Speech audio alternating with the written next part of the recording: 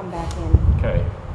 Okay, thank you everybody. I would at this time like to call this special meeting of the Board of Trustees to order. Could we please have the roll? Thank you. Trustee Clark? Here. Trustee Collum? Here. Trustee Levinson? Present. Trustee Rosner? Here. Trustee Schnall? Here. And Village President Torpy. Here. Adequate notice of this meeting had been provided to the press in accordance with the Open Public Meetings Act. In addition, notice of the meeting was posted in Village Hall on our website and has been filed in the office of the village clerk. Official action may be taken at tonight's special meeting. Thank you. We have one resolution. Thank you. This is Resolution 2013-150, a resolution authorizing an executive session at tonight's meeting of the Board of Trustees. Thank you. And the matters to be discussed in executive session under personnel matters or volunteer applications and the Parking Authority appointment of commissioners. Moved by Trustee Collum. Second. Seconded by Trustee Rosner. All in favor? Aye. Any opposed? Thank you. We'll be back out here at 8 o'clock. Before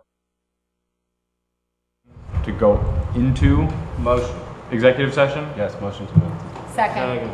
Moved by Trustee Schnall, seconded by Trustee Collum. Motion, all in favor of going to executive session? Aye. Any opposed? Okay, now we can go into executive session. We'll be back here at 8 o'clock.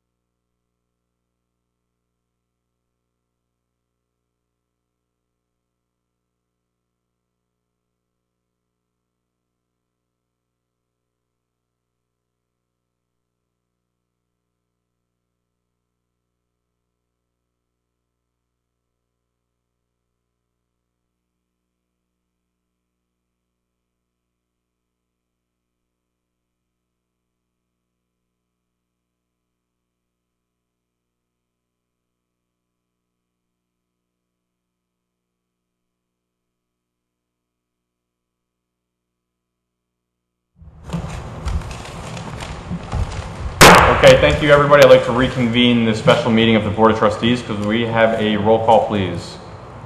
Thank you. Trustee Clark? Still here. Trustee Collins? Here. Trustee Davis Ford?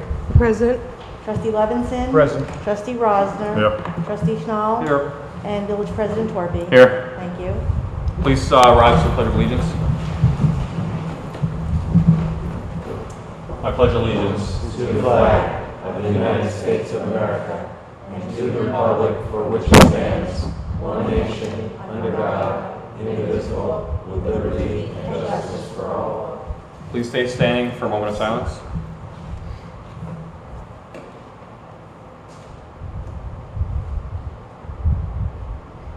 Thank you.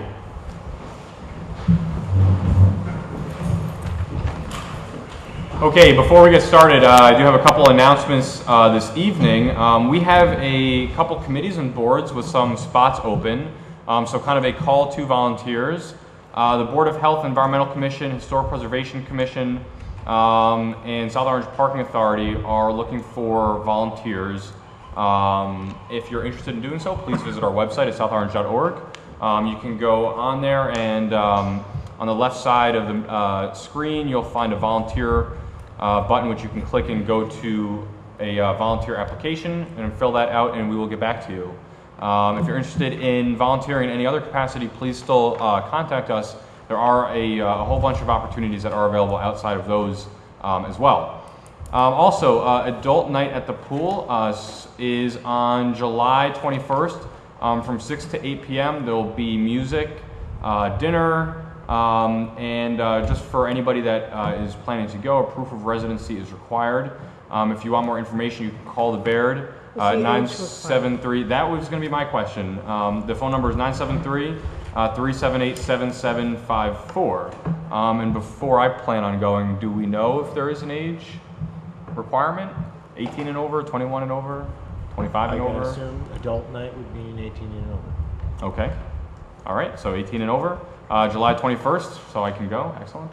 July 21st, 6 to 8 p.m. Also, next Container Day, Saturday, July 27th from 8 a.m. to 1:45 p.m. Please try and get there before 1:30 so you can get in and clear everything out before they have to close. Proof of residency is required and no commercial vehicles are allowed. If you have any questions about what you can drop off or what you can't, I believe we do have some information on our website, and you can also contact the Department of Public Works at 973-378-7741, extension 221. And I believe some of this information may have been in the last Gaslight as well. But if you do have any questions, you can contact the Public Works Department.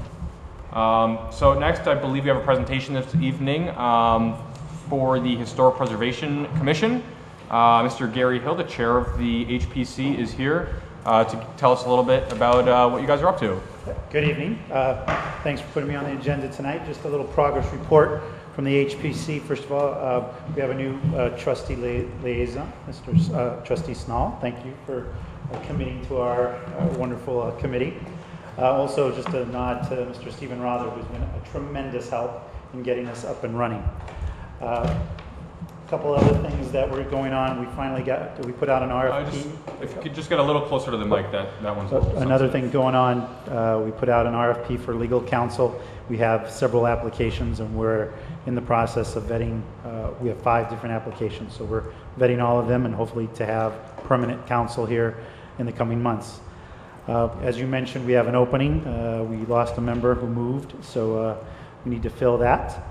And we also had a meeting, a subcommittee meeting, where we met with the city planner to go over portions of, hopefully one day, adding a HPC element to our master plan, which would include histories of South Orange, historic buildings, a whole listing of contributing buildings into the historic preservation plan. Also set forth some goals and recommendations on what we're doing, on where the historic preservation would like to go. And the big topic this Wednesday, we'll have our first application. We're going to be hearing the Mary Lawn application for demolition. So just wanted to keep you abreast of what's going on with this. If you have any questions for us, if I could answer any. If not, Thank you for having me. Thank you. Are there any questions? Yes. Quick comment. I was telling Trustee Schnall this. I'm Sheena Collum. I'm the Executive Director of the American Planning Association. I attended a historic preservation conference, and so while I was there, I collected all the things from the exhibitors and whatnot, information, grant opportunities and whatnot. So I'm glad that I'm finally meeting you because I have a huge bag in my car for you. So if we could touch base, I'll do a swap with you. Okay, excellent. We'll take it off your hands and we'll put it we'll put it together during our meetings. Fantastic. Okay. All right, thank you. Thanks. Okay, at this time I'd like to open the meeting up for public comments. If there's any member of the public who's here and wishes to speak, please come forward. Yes. Seeing as there are no members of the public who wish to speak at this time, I will close public comments and we will move on to one ordinance on second reading. Thank you. This is ordinance 2013-12, an ordinance to exceed the municipal budget appropriations limits to establish a cap bank. This is pursuant to NJSA Title 40A:4-45.14. Thank you. And the real short story here is that this just allows in the future, this is not something we anticipate needing, and I don't recall ever having used in any recent history, which allows us to exceed the tax levy cap that the state has imposed on local governments if we need to because we haven't gone over it this year. So this allows us to do that in the future if we need to. It's kind of a housekeeping measure, generally safe to do, but Mr. Lewis, I know we've discussed this when we were introducing on first reading that this does not in any way mean that we're anticipating actually needing this. No, in fact, we don't need it, and I don't foresee needing it in the future, but it's just a procedural mechanism to protect, just to bank it just in case. But no, we don't anticipate it. Okay, at this time I'd like to open this ordinance up for public hearing. Is there anybody who wishes to speak about this ordinance in particular? Seeing as there are no members of the public who wish to speak about this ordinance, I'd like to close the public hearing. And unless there are any questions or comments from any trustees, I'd like to ask for a motion. Moved by Trustee Levison. Second. Seconded by Trustee Schnall. We have the roll, please. Thank you. Trustee Clark? Yes. Trustee Collum? Yes. Trustee Davis Ford? Yes. Trustee Levinson? Yes. Trustee Rosner? Yes. Trustee Schnall? Yes. Thank you. So ordinance 2013-12 has been adopted. Thank you. And now we can move on to the public hearing and adoption of the 2013 municipal budget. We did introduce the budget on June 10th, I believe. Tonight is the public hearing and adoption, so this is equivalent to the second reading of an ordinance. So the passage tonight would be the final adoption and approval of the budget. Before we do get to that, we do have a resolution to read the budget by title. Thank you. This is Resolution 2013-151, a resolution to read the 2013 municipal budget by title. We have a motion. Move. Moved by Trustee Levison. Second. Seconded by Trustee Clark. Can we have a roll, please? Thank you. We'll start with Trustee Collum, Yes. Trustee Davis Ford. Yes. Trustee Levinson. Yes. Trustee Rosner. Yes. Trustee Schnall. Yes. And Trustee Clark. Yes. Thank you. So Resolution 2013-151 has been adopted. Thank you. And our next resolution. Thank you. This is Resolution 2013-152, a resolution by the Board of Trustees of the Township of South Orange Village to adopt the 2013 municipal budget.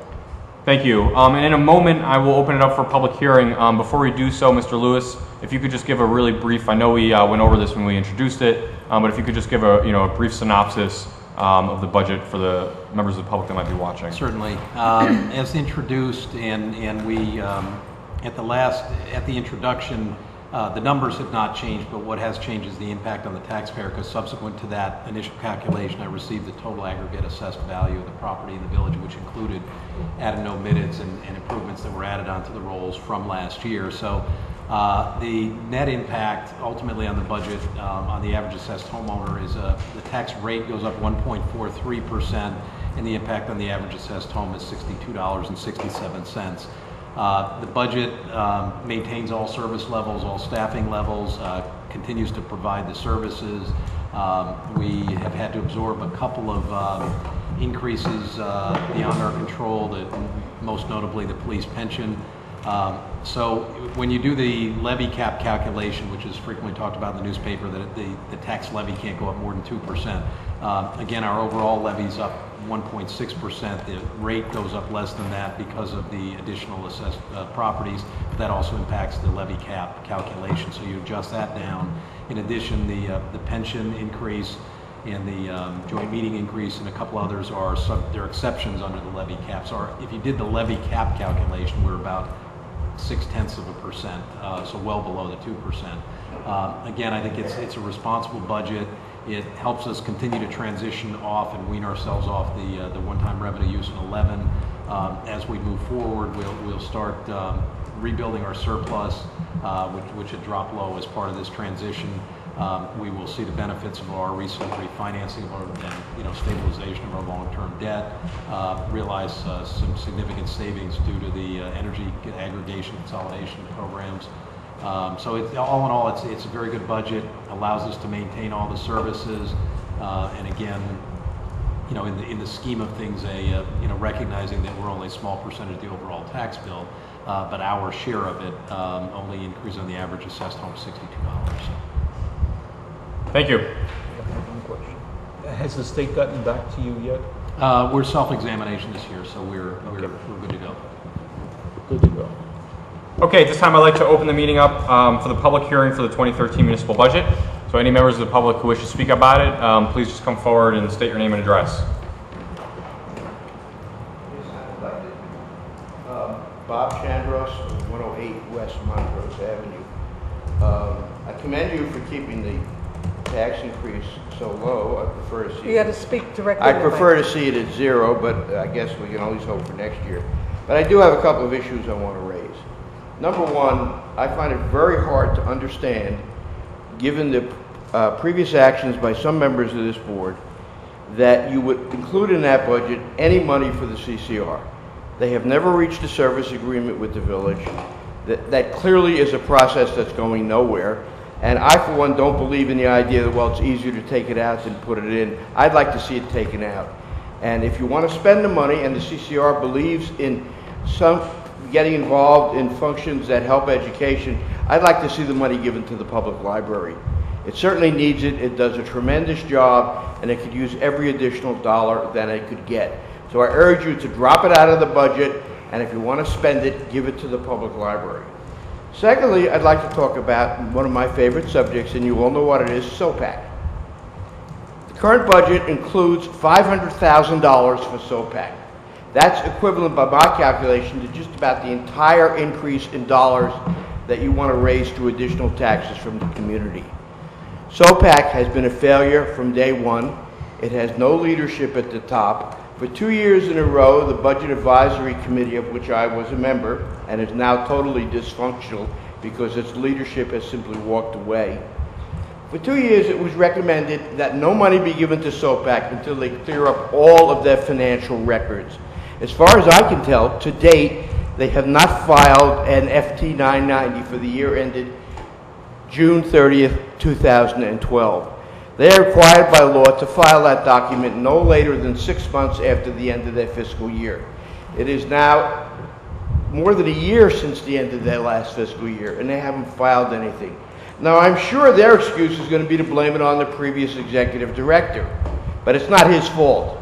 It's the fault of the board and the management of the board. If they're not going to at least file that document on time, I urge you not to give them any money. You were recommended to by the CBAC 2 years in a row that no money be given to SOPAC until they file their reports on time. They haven't complied with that requirement. Therefore, I think it is a travesty to basically say to them, nice boy, good folks, we'll just give you the money anyhow. I really don't want to see this blamed on the previous director because it's not his fault. And I'd like to see that document filed. I'd like to see it put on their website so anybody who wants to find it could do so with no trouble. Thirdly, I'd like to recommend that this whole arrangement that you've gotten yourselves into with them be changed. I don't think that arrangement has any ironclad guarantees to the village. If I had to make a bet, it would be that as we go forward after this year, they will say, well, we really can't make it on the money that you're giving us. We can't make it on the $230,000 or so of subsidy, plus the money we owe you from Clearview. We really need more money. 30 seconds. I don't think there's anything in your agreement with them that makes it ironclad that this is it. So please do not give them any money this year until they clear up all of the financial reporting. Because if you do, the mess will continue. Thank you. Thank you. Is there anybody else who wishes to speak about the budget? Okay, seeing as there are no more members of the public who wish to speak about the budget, I'd like to close the public hearing.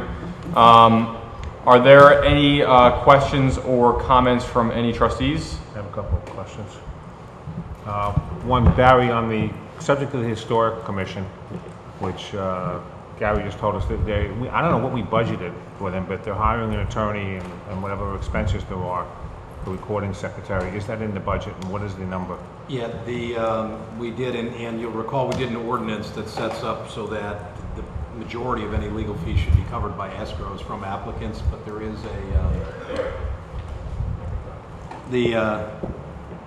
we budgeted $4,000 for operating expenses and $2,500 for salary and wages. $2,500 would cover the recording secretary. The $4,000 is intended to cover some of their, expenses if they needed legal advice unrelated to an application. But largely, the belief in the RFP specified that the attorney would be on an as-needed basis and predominantly only used for applications on which there'd be an escrow account. So what happens if they exceed the amount that's budgeted?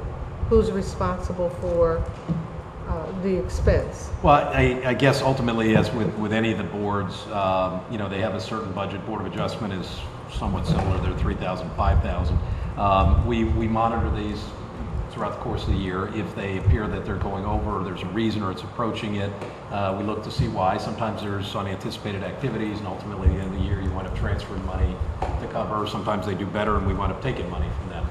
So do they have to come before the board if they believe that there is an issue that is going to involve a significant amount of legal expense for pre-approval? Yeah, they certainly, as with any of the boards, they are and should be aware of what their budget currently is, and if they foresee a need for something that's going to exceed that, whether a new, something comes up, then I would hope that they would approach initially, I guess, through the administration, and we would then, go to the board with, and then certainly they're entitled to make their case to the board as well, and then we'd have to figure out where we get the money from. Now, I'm playing devil's advocate, and this is not with this board particularly, but just for my own edification is, if we budget a certain amount of for expenditures for boards, and if they're involved in something that exceeds that, our budget is set is finite.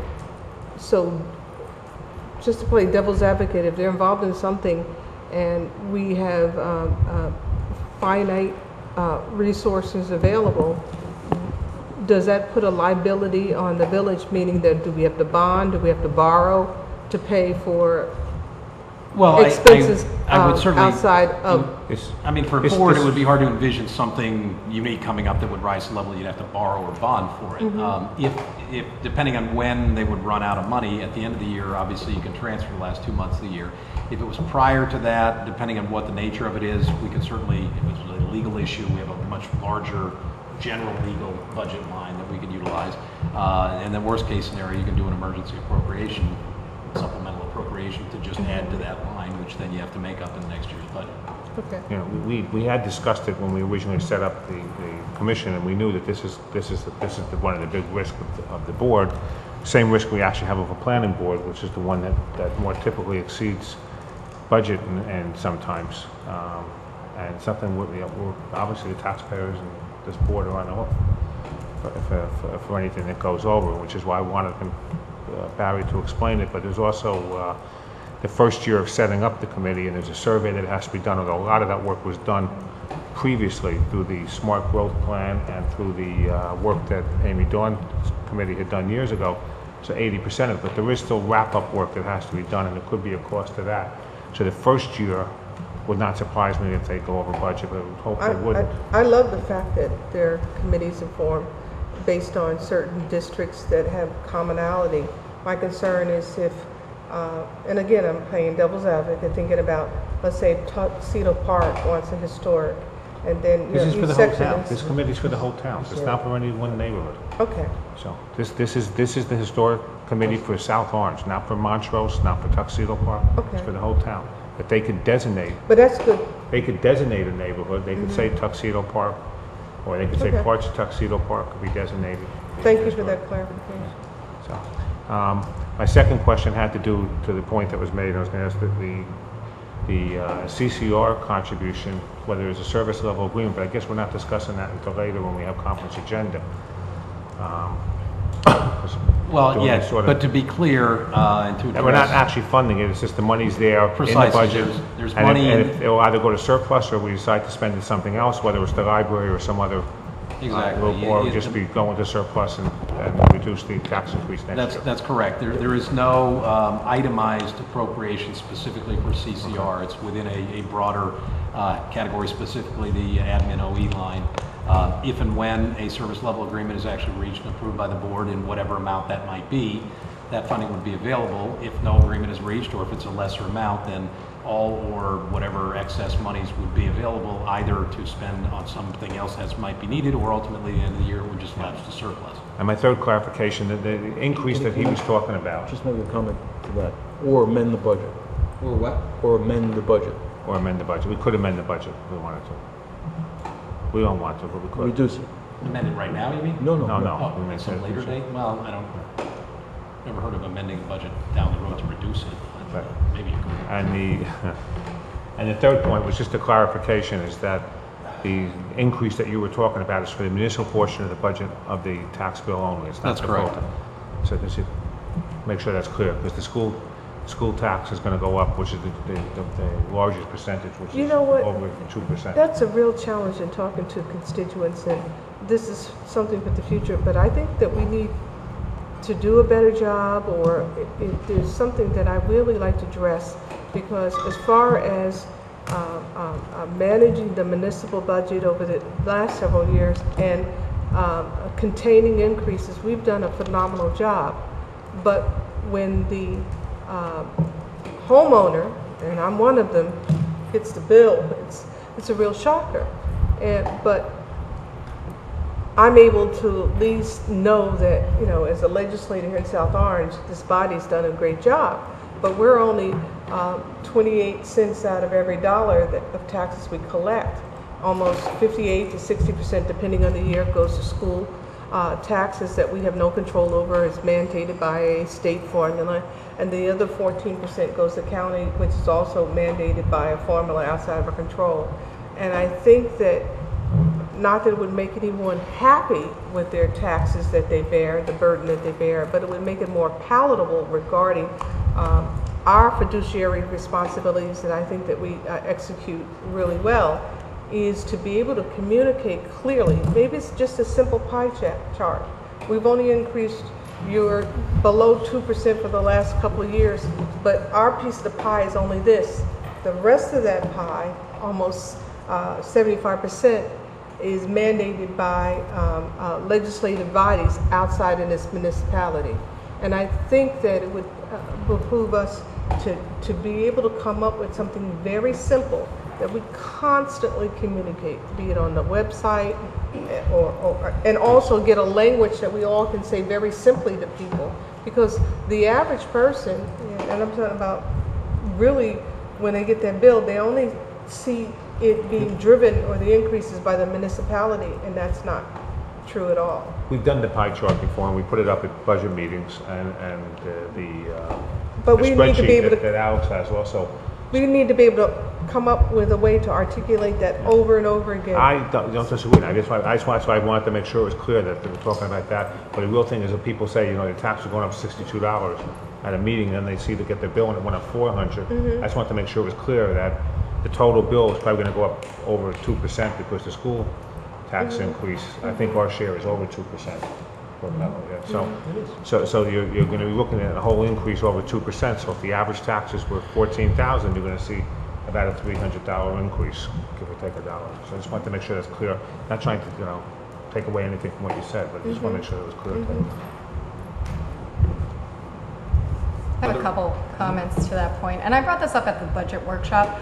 I think that even the residents that you try and explain that it's only 28% that we have control of, they really don't care.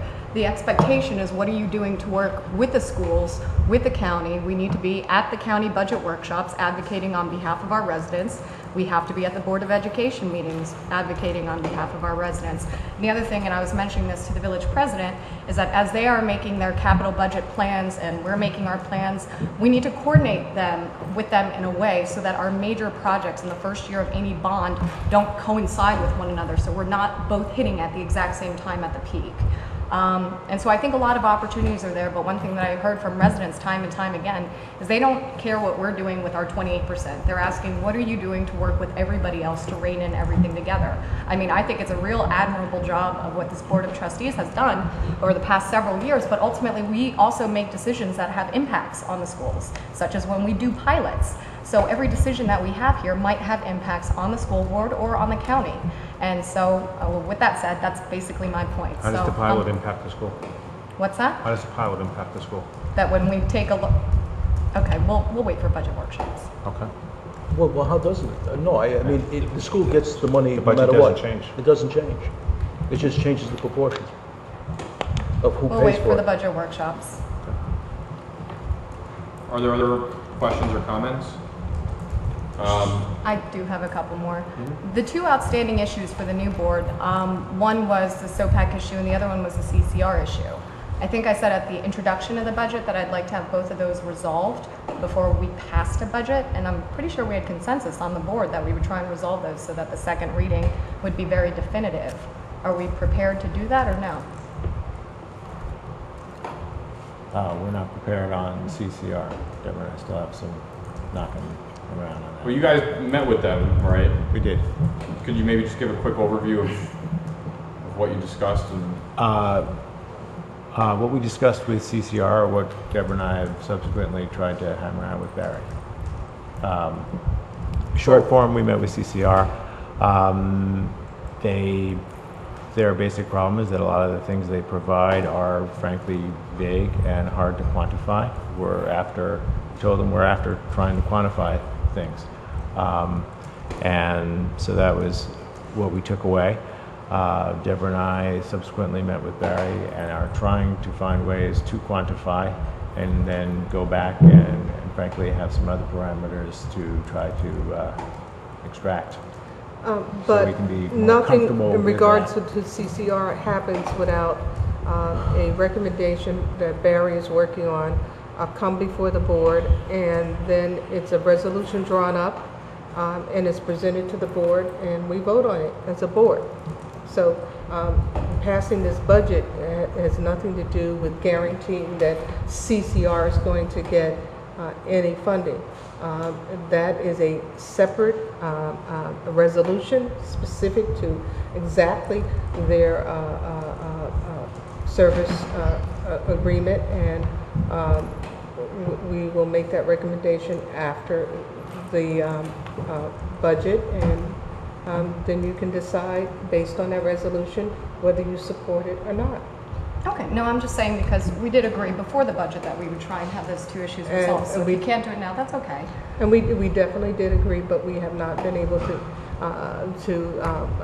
get to that point, and I would not hold up the budget because of that, simply because by passing the budget has nothing to do with whether or not they get any of the funding that they requested, because that is done by standalone resolution. I would agree with that. SOPAC, their additional request, are we going to be seeing something similar? Or I think they've already made their presentation and whatnot, but are we looking at a resolution for the additional subsidy with Well, stipulations? it's interesting because in trying to go back to the history of this, and that's what I've discovered, I have not been able to find, unless somebody can correct me, and in fact I think the clerk and I had a conversation about this just today. I was asking, I said, in the past, was there a resolution or an agreement, or how was this subsidy? And it seemed like it was, near as I can see, it was discussed during the budget workshops and what the amounts were, and there was a pattern, I think, of reducing it, but I could not find any separate standalone approval or agreement or resolution or vote specifically on the subsidy. It was my intention to, if the budget went through, then perhaps at the next meeting, seek to have that, because I think it should be done, where it's not a specific line item in the budget, same as CCR, then I'm not comfortable in just sort of, based on some nebulous discussion, saying, okay, that's the stipend. So it would be my intention to bring it as some formal action with a resolution to approve, whether there's actually a full-blown agreement or just a resolution approving the stipend amount or the subsidy or whatever. The bottom line being with both of these, just to help restate, that even though that we may be voting tonight to authorize the future expenditure of this money, that there would be another step for any money going to a third party, whether it's the Community Coalition on Race or SOPAC. They're a nonprofit that we have a service level agreement with, and for anything extra or for any money for the Community Coalition on Race, there's going to be a separate agreement that actually authorizes the money to go to them. We're just keeping it here so that we may have it if we do choose to do it that way. But just to make sure that everybody's clear, and not just here, but for members of the public, that this is the financial piece on our side, making sure the money's available, and then before any money actually gets over to any of the organizations that have, that are part of this discussion, that there would be a separate agreement and discussion here, and we can vote on kind of the merits of those individual pieces on their own, rather than kind of wrapped up in the whole thing. And that also, at the end of the day, that we want to make sure that those things that are getting into this budget are not just being kind of like, snuck in the budget and it's getting passed along, but that we're putting it in the budget so that we can make sure not to tie our hands in the future. And then if we so decide to go forward with it, then we'll be able to do so. So if at some point any of us are not satisfied with what we've gotten from them before the money actually gets to them, we'll be able to make that up or down vote on whether to do it or not. I'm not quite sure I completely agree with the SOPAC. Has been a different issue because I think there's been money given to them already. It has been given to them on a monthly basis based on operating. And the original agreement was that there was going to be money put aside for operations, and it used to be a separate line item, I think, in the recreation, as Trustee Levinson pointed out. But there was a separate line item for subsidy to SOPAC, just like we had for CCR, YouthNet, and that's the fourth one. YMCA. Well, the YMCA came later, but the Main Street. But the agreement for SOPAC, and then we worked out a subsidy each year. What's happened in the last couple of years, it got kind of muddy especially because of the Clearview money issue, and it got muddied again this year because we transferred over the building and the debt, and the debt was the one that was never separated out. But that actual subsidy was a very solid number that we talked about, which used to, for a couple of years, was $229,000. No, it Going was, to Alex's point, last- we've already made contributions this year, and I think the intent was, especially since we agreed to give them a lease and work forward with them and the new SOPAC board members, that I thought the intent was already set to continue to give them money at some level. No, Well, we're talking about a statement to go beyond. Yeah, what's there was a already being request done. for an Okay, no, we can't additional. go beyond. I think certainly in the last 2 years that I looked at, the subsidy's been the $239,500 a year, paid monthly. Right. That has continued. That's sort of their general operating subsidy, if you will. My point is that, and I certainly see internally at the sub-account level, there is SOPAC is identified with an amount. But what I'm saying is that from the actual state budget document that's adopted, there is not a line item that says Should have been in the SOPAC. recreation area. Well, it's within the recreation OE number, but as far as a legal authorization, those sub-accounts are sort of fungible, and you kind of lay them out. You don't need transfers. You can spend more or less in one or the other versus the main account. And I was unable to locate anywhere, and I would just be more comfortable, certainly on my watch, to present and get formal approval Okay. of this is the SOPAC subsidy. I like that idea. Is there an opportunity for us also to add some things that we would like to see from SOPAC in terms of maybe we even just discuss them? I think Mr. Chandros brought up a really good point about their 990s. I mean, the best nonprofits that are transparent, they post those documents to their website, and I know that this has been problematic. Something like that is certainly a request that I would make from SOPAC, and I don't think it was just Mr. Chandros. That's a recommendation from our CBAC over the past couple of years. part of any additional subsidy, if we could get some of those things that we expect from them. Also attach the document that Trustee Levison got regarding the services that they provide to us in kind, just to give the public a better overview of the different things that they do with including their us. audit. And their audit, yes. No, and I certainly, I think that all those can be part of this discussion in terms of whatever approval. Well, just, I would shoot them an email tomorrow about the tax document. Okay. He sent it away, making sure that they post it. And I don't really care why it's delayed, I just want them to post it. Yeah. I do have a comment about the CCR. I had expectation that we would be discussing the SLA tonight, but I'd like to put some sort of window, some time frame in which we can come to closure with it. We've been discussing this for some time. Or if you can just describe what types of services do you think the village would pay for, subcontracting it to the CCR. So Barry, when can we have, because we've met and I think the last actionable was from our discussions, you were going to put everything together to disseminate to us and then to the whole board. When do you think you can do that? What we received is similar to what we got last year, which is a fairly detailed program description of kind of what they do. And one of the challenges has been to try and assign a value to that. And they did provide a budget, and I attempted to do an analysis where I would sort of impute a certain portion of their overhead or administrative costs on a proportional basis, plus the direct cost for each function that they have. It's sort of, I guess, back into what their cost is for each function. But then from there, I guess it's twofold. They made a specific dollar amount request to us.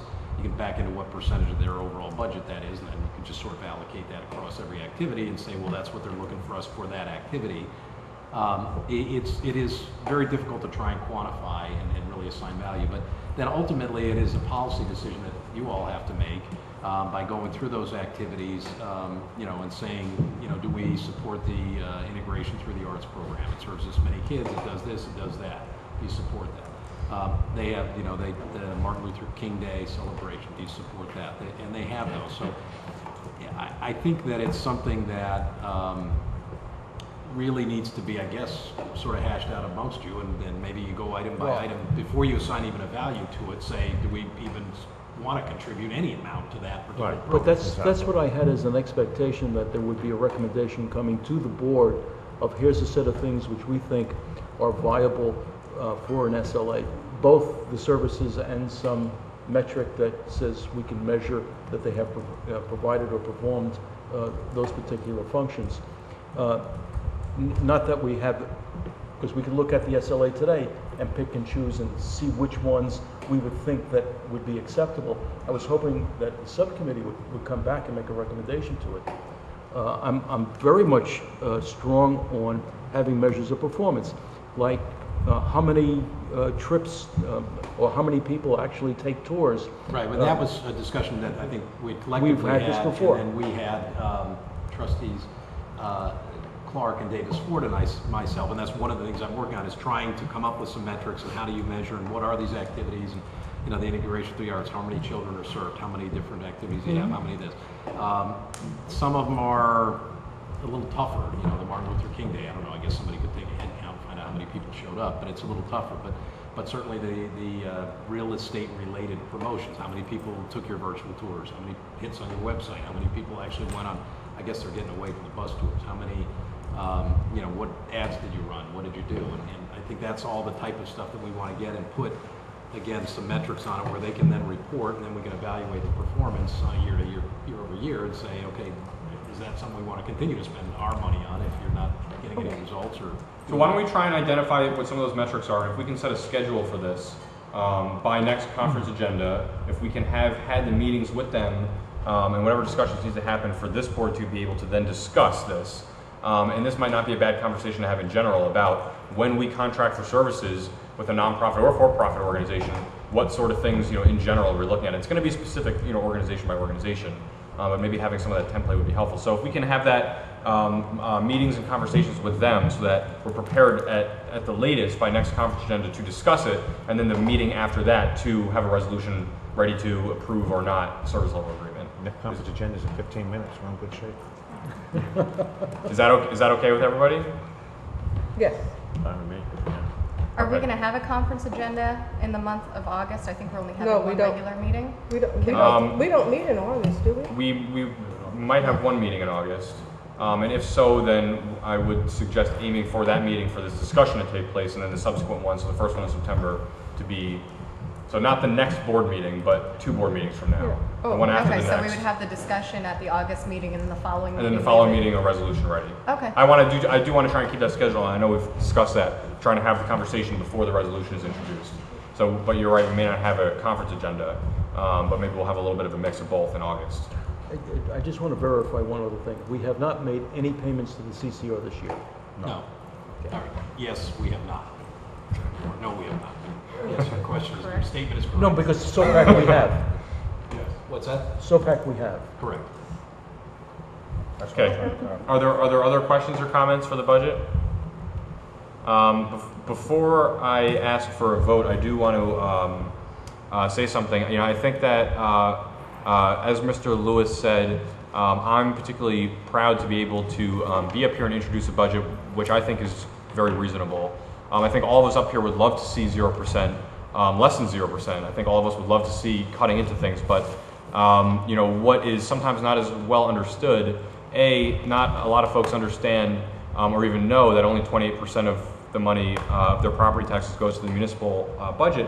But even within that 28%, there's only a small percentage of that percentage that we actually have discretionary control over on a year-to-year basis. Right? A lot of our budget are fixed costs that we don't have control over, that are rising, healthcare costs and pension contributions, and even salaries and wages, which are typically. If we remove the increases that we have no control over, pension and health care increases, we would be a negative increase based on what we've done. Our the 2% tax levy cap kind of draws a line between what you have control over and what you don't have control over, and I think we're at like 0.2 or 0.3, somewhere under 0.5%, I believe, for this year. And so that number that we do have control is even lower than the 1.43. But in general, you know, that you know, the salaries and wages, which is the largest part of our budget, are typically you know, negotiated with unions or contractually. Those are contractual obligations that we have that we don't have a ton amount of discretion over. We talk about, you know, 1% versus 2%, you know, raise on top of what it already is, and really at the end of the day, most local governments really only have control over, you know, a couple $1 million out of a $30 million budget. They really have any discretion over. And even within that, that's to say those are discretionary items that you can't just cut out completely. I mean, that's like, you know, eliminating an entire department or services that are provided, and I don't think any of us are in a position to want to do that. So all of this is to say, I think that within the constraints that we have, you know, a lot of people talk about shared services. The state pressures us to do more shared services, yet provides almost no incentives to local governments to actually do so. So we're kind of stuck to doing it on our own. Unfunded mandates. Yeah, and so, you know, we are all across the country, or in New Jersey especially, local governments are put in this tight spot of trying to balance. We have to balance the budget, but we also don't want to just start laying people off and cut the services that people have expected over the years. And in South Orange, people expect a very high level of service. So I think that what we have here, like Mr. Lewis said, without cutting staff, without cutting services, without cutting departments, that we're able to do a budget that is well under the 2% cap, because we're talking about this 1.43 is all in, including the expenditures that are not part of the cap.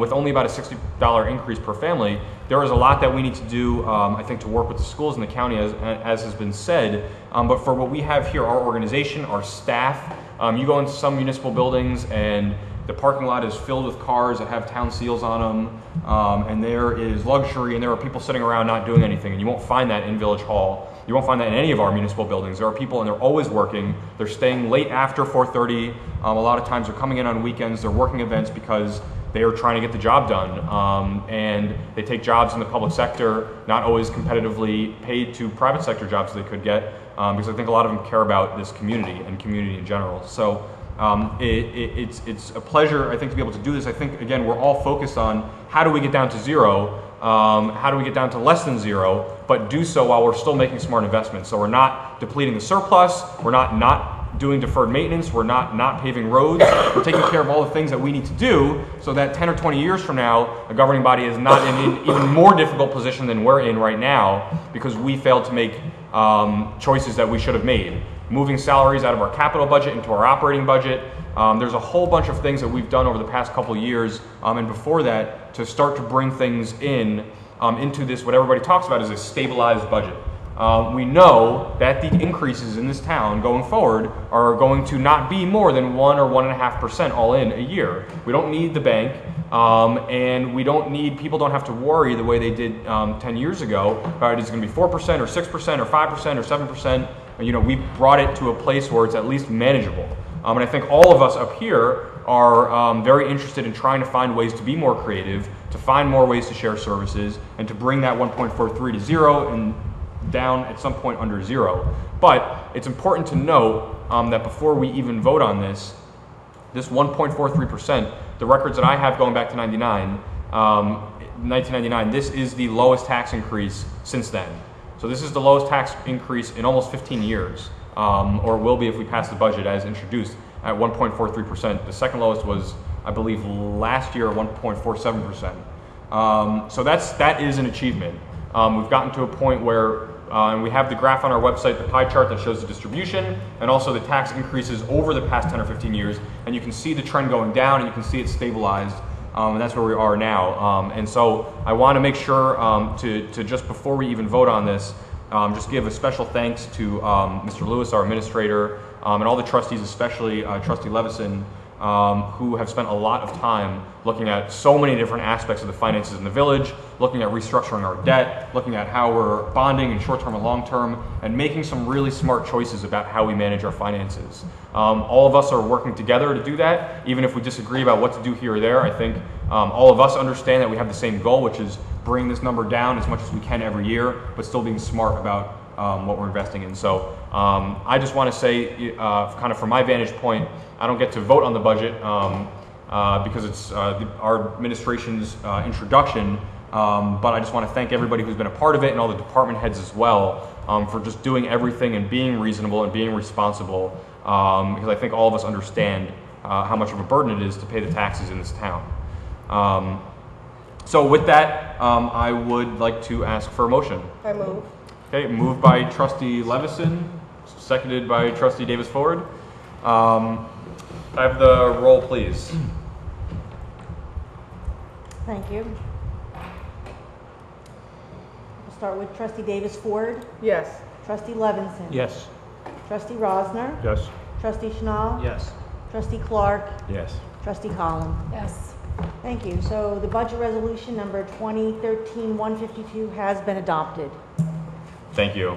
I think, just quickly, also echoing what the village president stated, particularly Barry and Howard, great job with this budget. I think it's worth noting that this is the lowest increase since 1999, at least. That's a real achievement. But with a lot, Yeah, we didn't, but it could be much longer than that. right. Also, your point, bringing kudos to Trustee Levinson. What a lot of people don't know, with his due diligence, with the refinancing of the bonds, the significant amount of money that he saved the village by doing that. You know, no one really knows it, but it's incredible. And if it wasn't for him, we would be paying significantly higher for a certain amount of debt service that the village had incurred. And so it's kudos to you for that. Thank you. But as part of that, our objective is to stabilize our debt as well as reduce it. We're on a campaign to reduce that debt. And this is also, if I'm not misunderstanding, the first year that we are paying down more than we're borrowing. Correct. Second year that we're paying down more than we're borrowing, which is also an achievement. Yes. And maybe just one last quick comment. You know, I think in government and kind of politics all around the country, people always talk about being, as elected officials, talk about being a fiscal watchdog, and not to load any more compliments on Trustee Levison. But Ed's getting big. yeah, that's right. How much did he pay you guys? But someone who is interested in finding solutions to budget problems, not just kind of complaining about a budget or pointing out that the budget is too high or the taxes are too high. We all know taxes are too high. I don't think there's anybody in this town who doesn't know that. But it's really about, well, what do we do about it? And some people step up and they don't necessarily take the credit for it on their own, but they do a good job, and so it's just worth mentioning. I mean, everybody here has done a lot, and especially all of our staff, but Trustee Levinson as well, for I think embodies kind of that idea of what a fiscal watchdog is. And someone said meticulous maybe, and that is quite an understatement. And then somebody said something else, but I can't Yeah. repeat it. Thank you. So anyway, so this is great, and as I guess I'll say on behalf of the administration, thank you for passing our budget. All right, at this point, I'd like to move on to the consent agenda. Got a couple resolutions. Thank you. We have 4 resolutions tonight for consideration. Resolution 2013-153 is a resolution awarding a contract to A. Tacton Concrete Corporation for the 2013 Sidewalk and Curb Program. Resolution 2013-154 is the resolution awarding a contract to Stanzial Construction for the Terrell Avenue Road Improvement Project. This would be Phase 1, which is between Scotland Road and it goes to Grove Road. We have a resolution authorizing change order number 2 for Diamond Construction. This is for construction services for the 2012 Sidewalk and Curb Program. And lastly, we have a resolution hiring probationary patrol officers in the South Orange Department of Public Safety Police Force. Thank you. Before we get to questions and comments, one thing I know is going to be a question. So, Mr. Lewis, perhaps if you could just speak briefly about the last resolution on our consent agenda to hire probationary officers in the police department. Yes, as many in the public will recall, and certainly the trustees, and I think even the new trustees are aware of the history. We, at least for the last 4 or 5 years, I think the police department's sort of standard level of staffing was 53 officers, uniformed, sworn officers. Had been higher at one point in the past, but if you really, you back into that, they wound up going with civilians in records and dispatching the motor pool and some other functions. So as we waited for and then got the ICMA report, we held off on any hiring with an eye towards whether the recommendations came through, and certainly I think a number of us, even before the report, had some concerns about the scheduling efficiencies and some other items. So however, since that time, and we are continuing to look at it. Fortunately, we resolved the contractual issue with the PBA, so that we will be starting here shortly some negotiations on scheduling. That unfortunately delayed our ability to do that, not on our end, but in the interim, we've had a number of retirements. We did have one younger officer resign to take a job with the county prosecutor's office, but we have now, systematically, kind of through attrition, gone down to now we have currently 48 active officers. And 2 more on their way out. One of the retirements is in August, and the other is by the end of the year. But with the leave and stuff, they'll be the one will be gone, functionally here very shortly, and the other within a couple of months. So the result of that has been a significant increase in overtime.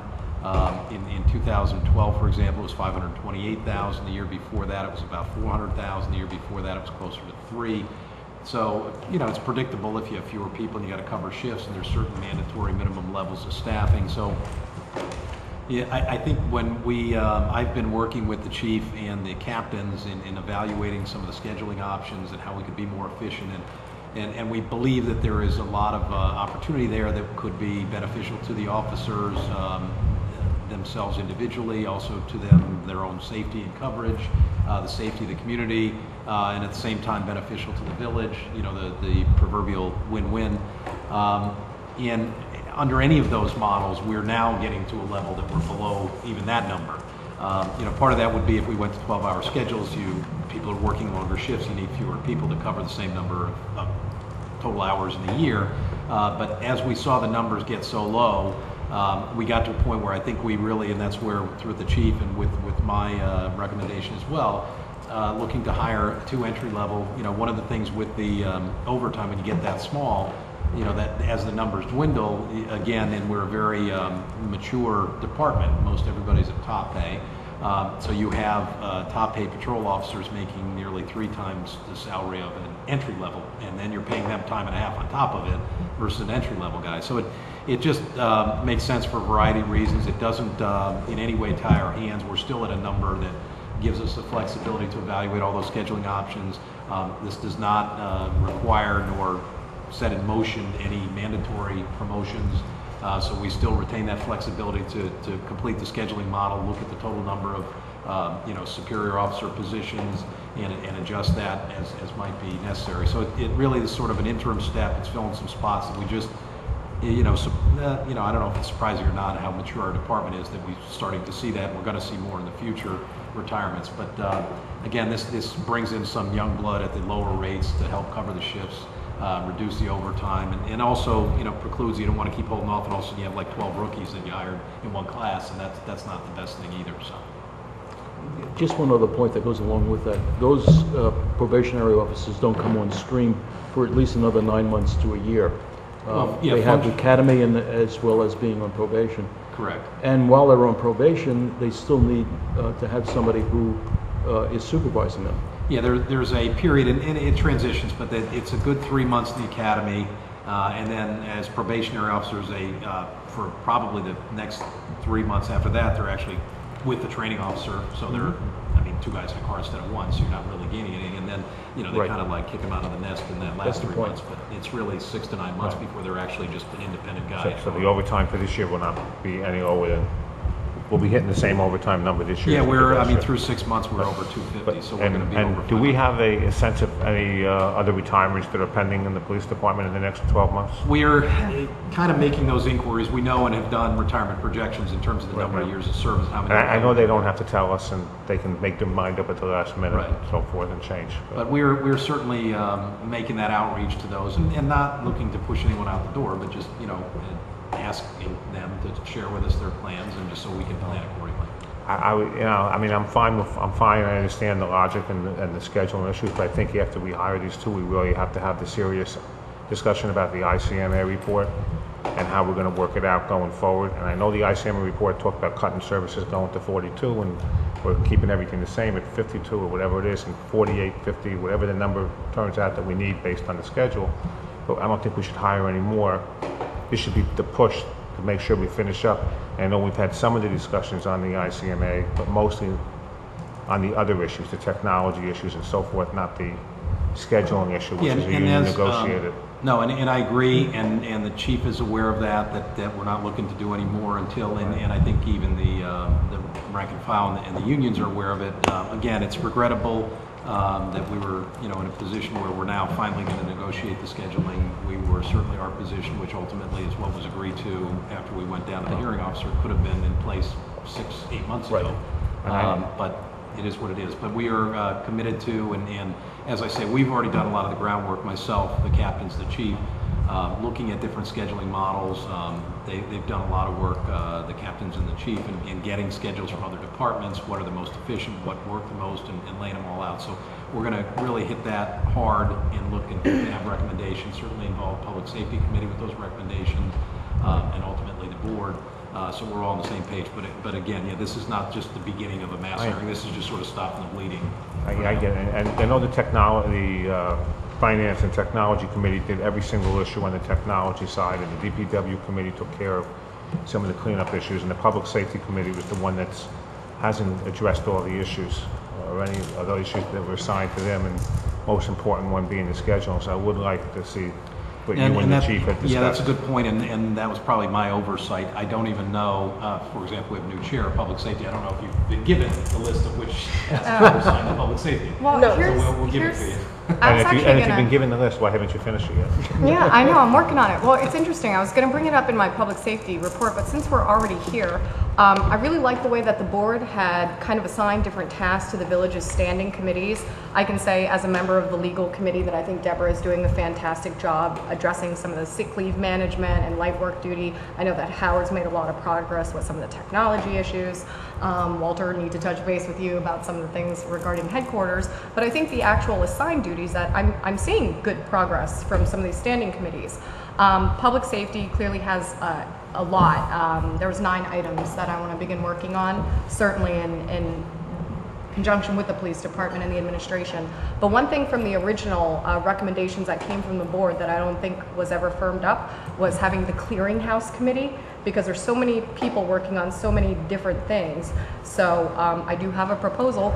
I would actually like it to be the public safety committee, because I'm there, Mark, who's also on finance, I'm on legal, and then Walter's on DPW, and the village president recently agreed as OEM coordinator to join that committee.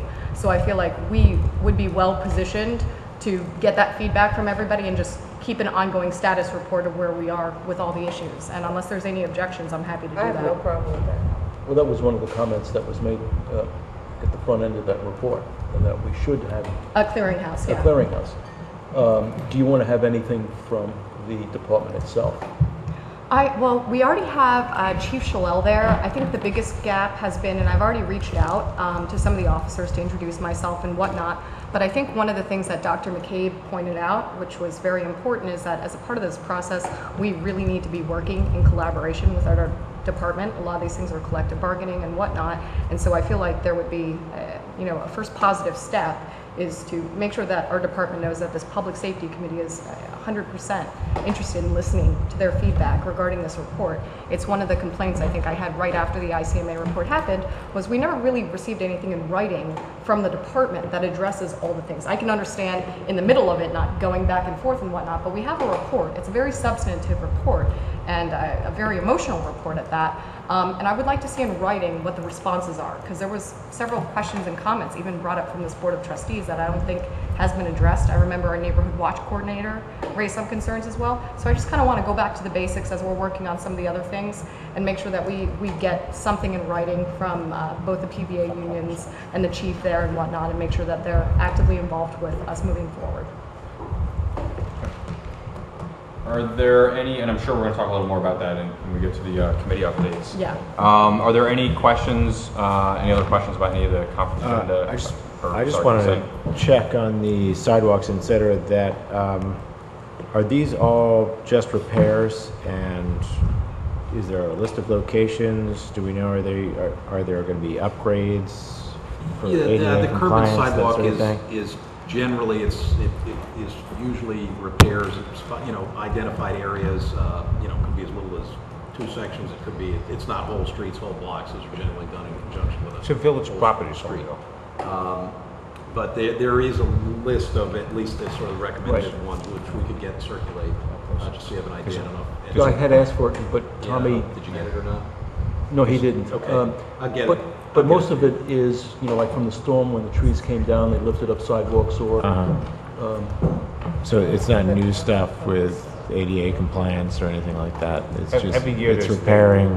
every year they go around and identify, it's either based on, and a lot of times it's just trees uprooting the sidewalk, like there's one on 3rd in front of Gaslight Commons, which I know Okay. people tripped on. The reason I was asking about the list, and is that something we publish or should publish? Because I know, as residents ask about this thing or that thing, and it's nice to be able to respond to them, oh, that's Tom- scheduled for such and Tommy's such a time. response, because I pointed out a few places, his response was, yeah, I got him on my list, but I would prefer keeping the list to, himself right now, and as they go around to those various locations, if they pick up more, they pick up more.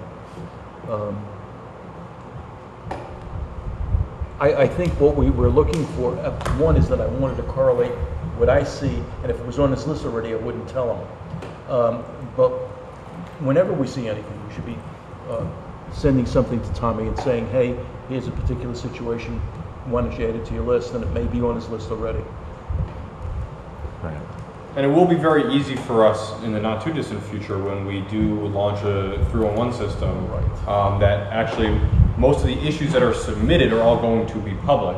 And that doesn't necessarily mean that that's the exact order that they're going to go in, because there's all sorts of different variables that go into, you know, what's more complicated or how expensive or the traffic or whatever, any of those things. But all these submitted things, people will be able to see how many people submitted, and it will be great for us and for Public Works to be able to see on the map of where those different things are, so we can identify if there are problem spots or not. And so that might at least be helpful information for people to be able to see, at the very least. Yeah, the other point to that is that he collects all of those locations, and he then assigns a contract to have all of them done at one time. So we don't do them incrementally. Piecemeal. Each time you find one, have it fixed, it's done under a contract, and that's a state contract. Yeah, because I was wondering also if there was any kind of a database of that sort of thing, so we can look historically at what our problem areas and do we need to be doing something different other than just putting Band-Aids on things. So is that, well, that's for the future, the actual database of it. Right now, that's just Tommy's head? Is that? No, I But think. it's a good discussion to have. No, he has a real list. He has a real list, Yes. Well, and I think engineering. He and Sal have it. Yeah, engineering. I mean, Tommy feeds his stuff, he has his, but they do, you know, Tommy sends it all. I think the actual spreadsheet list is maintained by engineering. But I wanted to make a comment to the other two, that in fact, the bids came in lower than the original estimates. Terrell was right about spot on. The 2013 curb and sidewalk came in lower than what we had budgeted. More importantly, the contract that we previously awarded this year for drawing a blank, Ridgewood, Kingslands, Thorndon, all those, that came in considerably below what we had budgeted. Right. And the good news about that, I was going to address it later, but while we're on the subject, is the way we fund it and the way we do the bond ordinances, it's, you know, streets and roads including but not limited to. So it gives us flexibility that has opened up a pool of the available funds that we're going to, I think, expand and more aggressively do some of the micro paving. We're looking at some other potential projects that we can bring on board. So yeah, it was good. We did very well. So there is a possibility of doing additional micro paving. Yeah, we're actually looking and working with the engineers now to expand that. And did we decide, we're on Glenview, we had a grant that would have covered, it was still an expensive, but were we able to reduce the size of what we can do in Glenview, or how are we moving forward there? Well, Glenview, that was the local ADOT grant that we just got the notice of this year. We haven't even, that would likely be a project for next year because it takes several months to get the grant agreement from the state and fill it all out and then you budget for it. But we're evaluating that in conjunction with, you know, sometimes either the scope of the project and can you scale back and still maintain the grant amount so you get a higher funded grant percentage. That's, you know, one of the things we'll be evaluating, and certainly I think the Public Works Committee will be weighing in on that. Okay, are there any other questions or comments? Yep. Wait, one more second. I want to go back to 156. Barry, it's one thing that I was telling to residents previously is that during the time that the ICMA report was being commissioned and was in effect, from that point in 2011, we were at 52 officers, I believe, and that this year we're expecting going down to 46. Is that correct? That's correct. We're currently at 48, and we have 2 pending retirements. They've put in the papers. The one's, he's out in August. I already signed the certification. So we are operating at 4 less, even with these 2 additions. Correct. Yes. And let me add one thing onto that too, or a question.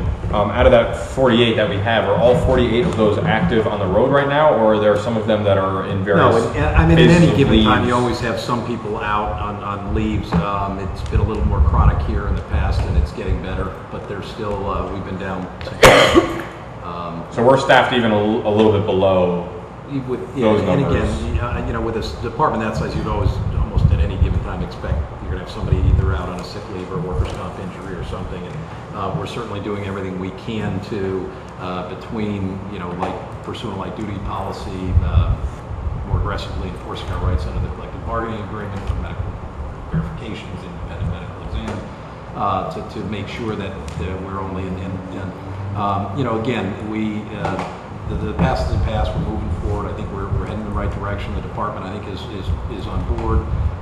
You know, it's certainly the overwhelming majority of them are very hardworking, committed officers, and We're bringing some of the structures to the discipline that's going to make it better, more reliable, greater. But at any given time, you're always going to be down a guy or two. Just when you have 50 guys, it's inevitable. It's always going to be that. Plus, we're looking at a light-duty policy. Correct. And that's fantastic. 2012 had, I believe, 50 officers, and that was roughly about 500,000, you said, in overtime costs. 528. And that's like, what, 6% of our budget, almost? It's big. Yeah, that was a guesstimate. I don't know if that's right or not.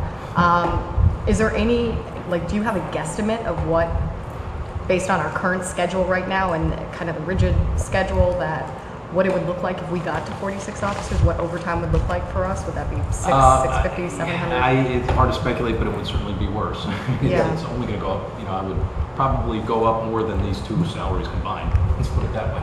Yeah. The two entry-level salaries are $63,000. We go up more than 60. Well, and there are costs beyond the salaries too, because at a certain point, people don't, has been said, people don't want to work. There's a kind of a bell curve, right?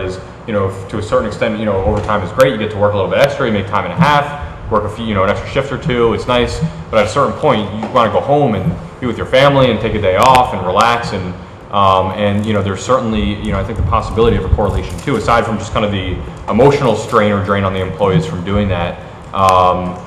Which probably, over the long run would impact someone's, work performance. If every day you're, upset going into work because you're tired and stressed out from having to work too much versus feeling well rested and, good about being back. We probably all know that feeling a little bit from time to time. Which is a good point about negotiating that schedule, because I think a new schedule would certainly allow for a more efficient workflow within the police department. Yeah.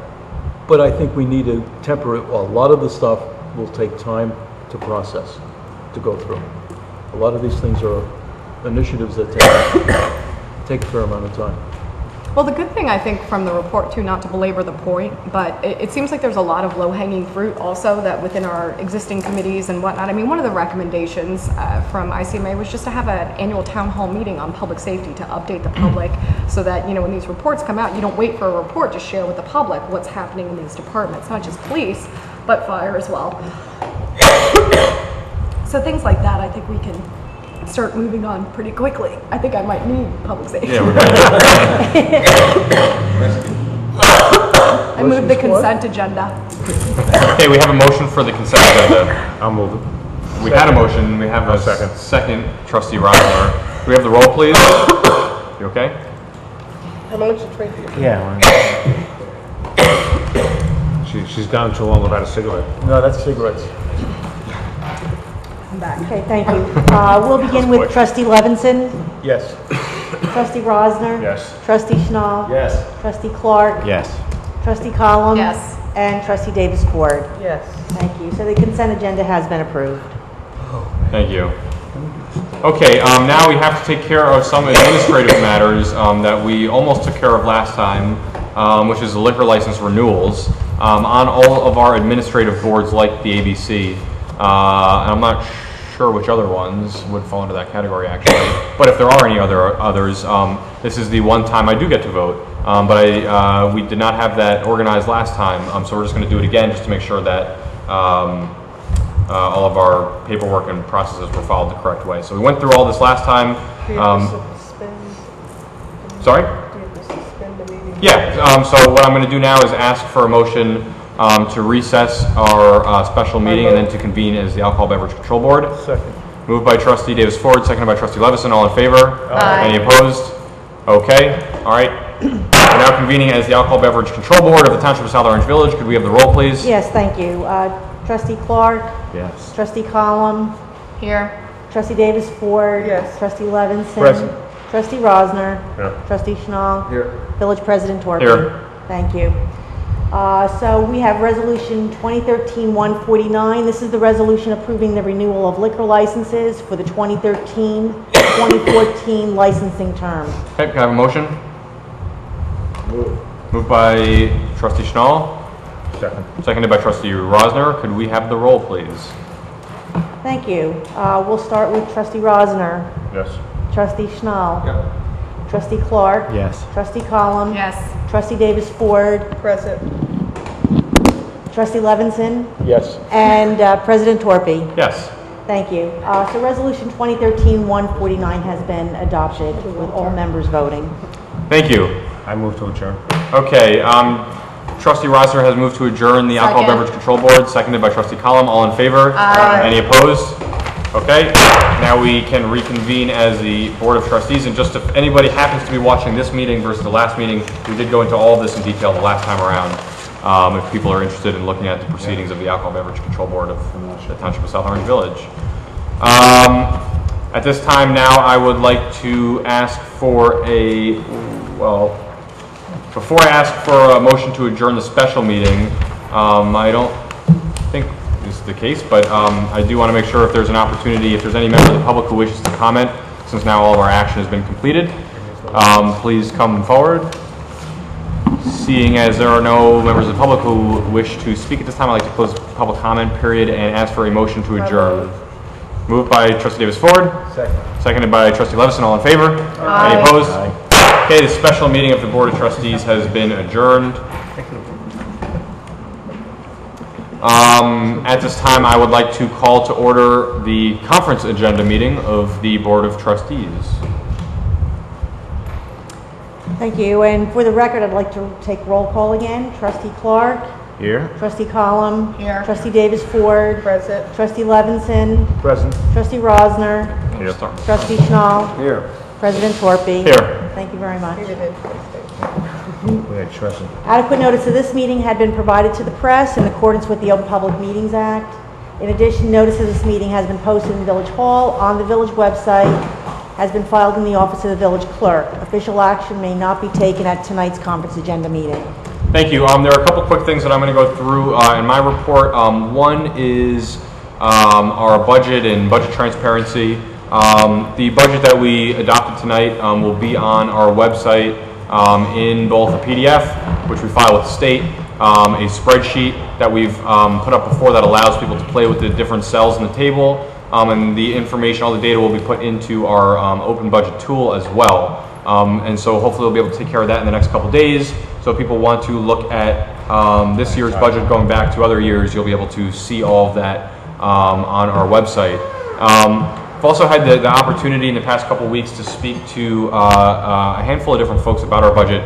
One was the New Jersey Taxpayers Association, and talking about budget transparency and really what I think is important to do. I mean, we're a very kind of progressive-minded town in the way that we use technology and the internet to help communicate with people.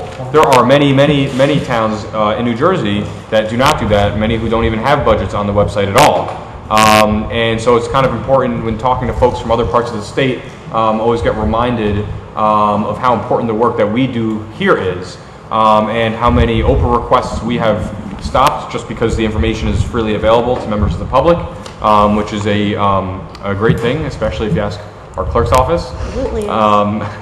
And so we had talked a little bit about with them, with some other organizations, about really trying to get the League of Municipalities and some other statewide organizations like them to try and help other towns get on board with doing some of the things that we're doing here. So even something as simple as taking your budget out of a PDF that you can't search or do anything with and putting the spreadsheet online to allow your residents to look at that is a really great thing. So there's some kind of discussions that I've been involved in on a municipal by municipal basis, and there's also some interesting movement at the state level around the DCA of making some basically user-friendly budget information available on a state website, where you can kind of look at almost like a drop-down menu of every town, so you wouldn't have to go find different towns individually if you wanted to look at local government budget information. And what's kind of exciting about this, I think, is that what we're doing in South Orange is really an example for a lot of communities that are looking to make information more transparent.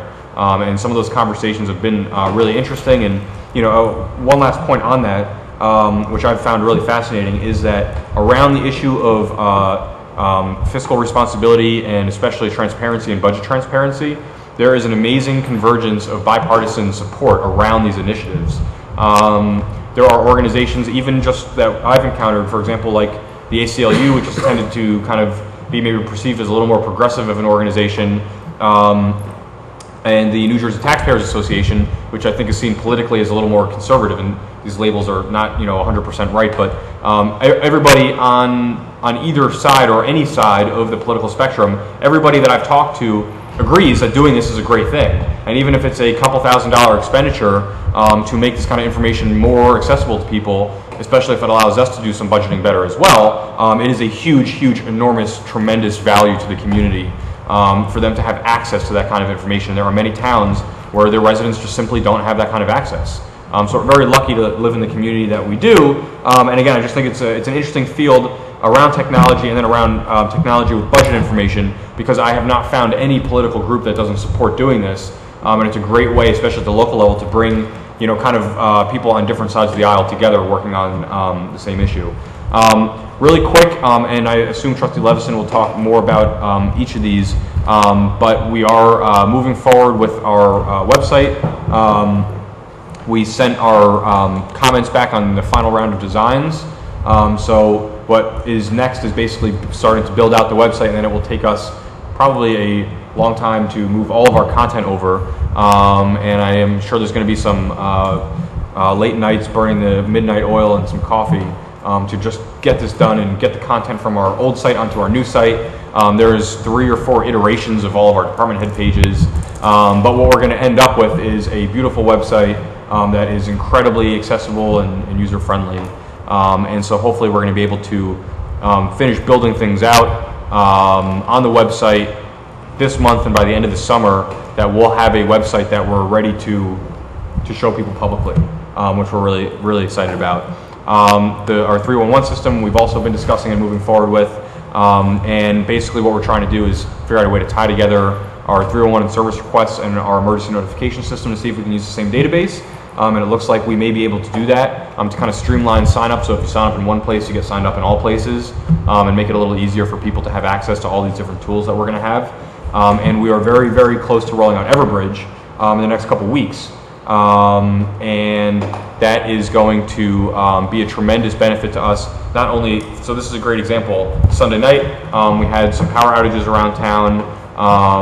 And although we couldn't get really fantastic information from PSE&G in the beginning about where exactly the addresses were, what they have is circuit-based information. What we're going to be able to do, and I actually have the app on my iPad, the Everbridge emergency notification app. You're going to be able to go on a map and literally draw a circle around the area that you want to notify.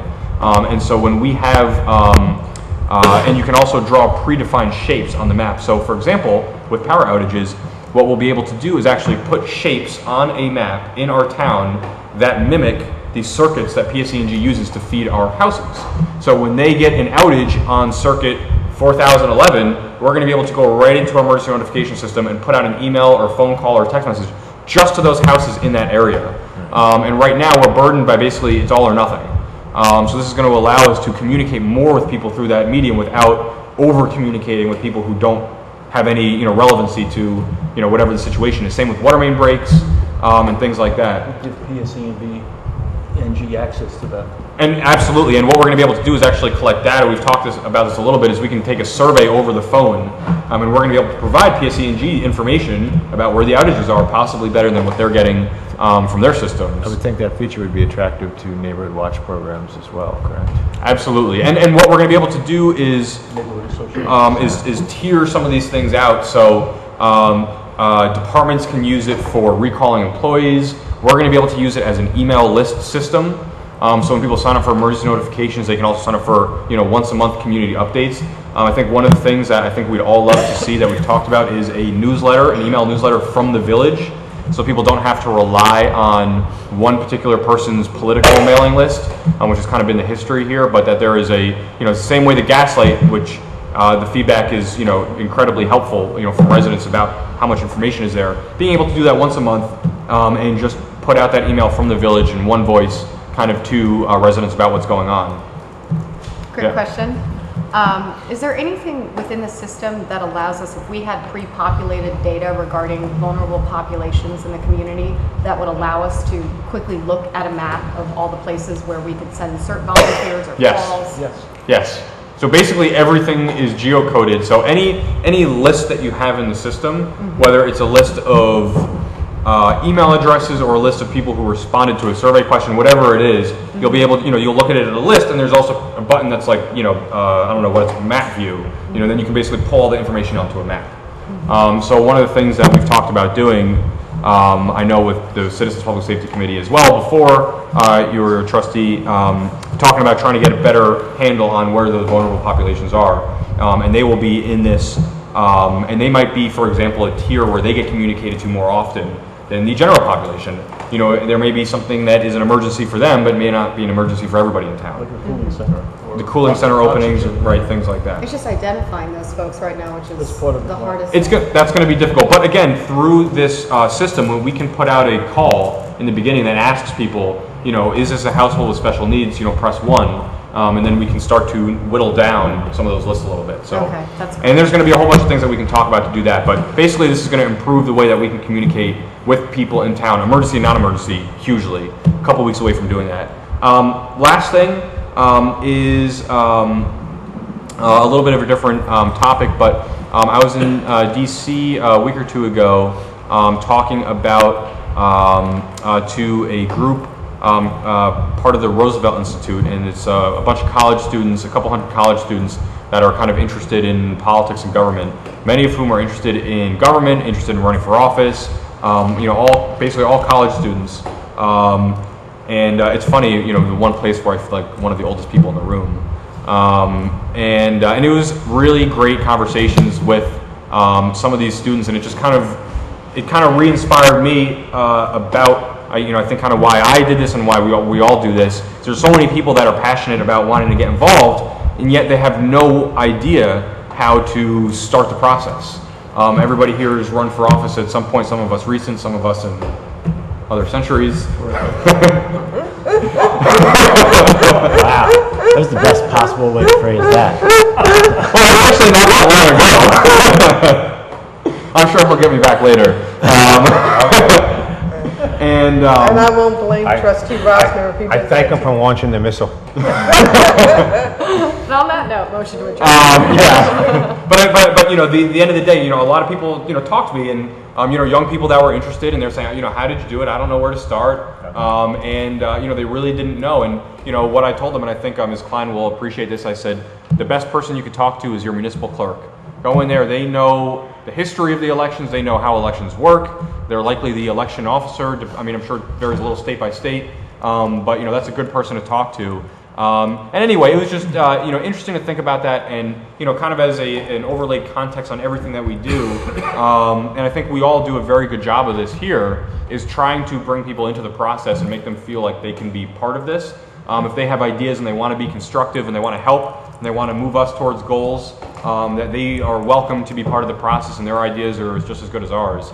And it was just really fun to talk to a whole bunch of people that were kind of at the point, you know I was a couple years ago, thinking about getting involved, not really sure how to do it, and then, you know, really kind of having a pretty interesting and challenging time So you talk actually to, doing it. you only talk to young people, or do you talk to people from another century also? Oh, all different centuries. All centuries welcome. Okay. But anyway, so I just wanted to mention that, and it's a nice organization that put together a very nice event. And it was just, again, kind of inspiring to see how many young people are interested in being involved in government, and are interested in doing so not for, you know, political or partisan reasons, but because they have a, you know, idea that they worked for Teach for America, and now they saw this and they want to get involved in a school board. And it's just amazing seeing people want to get involved and start to see government as a place where they can come and bring ideas and be successful with those. Mr. Lewis? I had a couple of items. Just a little bit of an update on Village Hall renovation, but more importantly, and as I indicated in my memo, I'm compiling, and it's been interesting, and I think some ways educational for me, because I even found some older stuff that I had not seen how long this goes back. I didn't go back to the beginning of the discussion, but putting together a sort of a comprehensive of where we were and how we got to where we are for the new trustees, and obviously we'll share that with all the current trustees, and I think it'll be helpful for everyone to kind of look back at the various steps and sort of where it started with, you know, some sort of conceptual preliminary estimates, certain decisions that were made along the way, conscious decisions to add things, in some cases like the geothermal that were an investment because it will pay itself back over time, to get to where we were, and through the process as it's gotten more and more specific with the architect and you get to more greater detail level. So I'll be putting that all together, and then we can have a broader discussion after I give that to everybody of where we're going and what the time frame is. But things are moving along. You probably noticed out in the parking lot some barricades and stuff. That's where they're going to be tomorrow morning doing the test well drill for the geothermal system. So that section will be blocked off. The whole section that's currently blocked off is only for a day or two, and then there will be a couple of those spots out front that'll be blocked off it'll take over a week because they have to let it settle, and then they have to pump water through it and see what the temperature change is, etc. So we are also out to bid now for the asbestos abatement work, so we're anticipating the work on that. One of the things, and perhaps later I guess we'll pin down an August meeting date, but one of the things that because we're going to pre-qualify contractors, we want contractors with experience with historic buildings. There's a requirement under the statute. In order to do that, you have to have a public hearing, at which point we announce that we want to pre-qualify and how we're going to do it, and that we would look to do at the August meeting if someone need to, if we're going to have one agreed on a date. Third Valley, an update that project is... Can I ask you a question? Certainly. Regarding the Village Hall renovation. When is it scheduled for the village employees to relocate? Has that been finalized, that date to vacate the building? Yeah, we don't have a specific date. I would say the target would probably be, initially I think we were thinking potentially early August, but that's tax season and the asbestos. We don't want to move and start renting any sooner than we have to. So it probably, we're looking at maybe the last week or two in August to allow IT to get over there, make sure the computers, the network, phones, test the phones, make sure they have been working, and then with the physical move end of August, first week in September. Okay. The other item, just Third and Valley, give you an update. Jonathan Rose has had 2 full nights of hearings before the planning board. I think they have one more scheduled. That there's hope that they'll get through all the various issues and get their site plan approval and move forward. Related but unrelated to that project, obviously, is the rescue squad. It's not part of that application because it's not going to be in that building. But certainly we got a report, and I don't know if that'll come up later during Trustee Rosner's report, so I won't steal that thunder. But that's just an item I want to make sure that we do discuss, because that's going to be a critical within the timing and the path of when they move out. Just an update on some of the capital projects. Some of them we already talked about earlier, but the Thorndon, Kingslands, Ridgewood, and Rinda project, contractor was scheduled to be out today and mobilized. I was not able to get over there to verify that he was out there, but they did send out neighbor notifications. That project should be underway. We just awarded Terrell, so we'll presumably be having a pre-construction meeting with them within the next week or two, and hope to see that project get started soon. And we just awarded the curb and sidewalk project. As I also noted, because of particularly the favorable bids that we received on those, we are going to be now revisiting and I think expanding the micro paving project, so we'll be able to pick up more streets and look to get all that done this year as well. Is Glenview, have you awarded Glenview yet? Glenview, we just got the grant. The engineers, working on finalizing and looking at the scope and how far and how big the project needs to be, and that would likely be a next spring project. A couple other notes which I didn't list in the agenda, but one thing that we're super jazzed about. Adam got his first grant success today. It's a small one, but it's a forestry management plan grant that he applied for. We got that. A what? Forestry to develop a forestry management plan, and what's important about it is that having that plan in place makes you eligible for bigger funding and bigger projects for trees and tree removals and things of that nature. So kudos to Adam. Adam's also taking the lead on coordinating and looking at the moves, and met with all the movers. He's really been working on a lot of things. It's working out. Hopefully he's surviving, he's hanging in there. We're going to move him up to the grown-up table here soon. It's like the kids' table back there. Question is that, so a resident contacted me today about a tree that was damaged from the last storm. As in like 2 nights ago? Last storm or Sandy last storm? Sandy. Okay. So I directed him to Public Works, Was that the correct place to direct him regarding Yeah, initially. getting the town to remove the tree? Well, they'll first go and make sure it's our tree, and it's Yeah. our responsibility to remove it. But that's usually the best first step. They will go out and assess, they know which are our trees, which if it's a homeowner's tree, they tell them it's your tree. Does that tie into this type of grant? Well, the plan, the forestry management plan, what it does, it sets up and it sets, as I say, it sets in place some things to not only get grants, but then also sets up a plan where you start doing annual and biannual assessments, and you get real aggressive in your inventory and your tree conditions, and you go out and you document it. And it's important, one, for planning and for funding, two, to identify and bring to the attention even of residents if it's not our tree, it's their tree, but you can let them know. And it also, candidly from a liability standpoint, and having been in a community that absorbed a very, very large settlement, thankfully mostly through insurance due to a tree-related fatality, and not having in place a very good tree management plan. This purely from that aspect, it's beneficial. It allows you to identify and make it safer for everyone. Lastly, and tie to this, and I don't know if that's has anything to do with it, because we've been talking about tree maintenance and management in regards to PSE&G.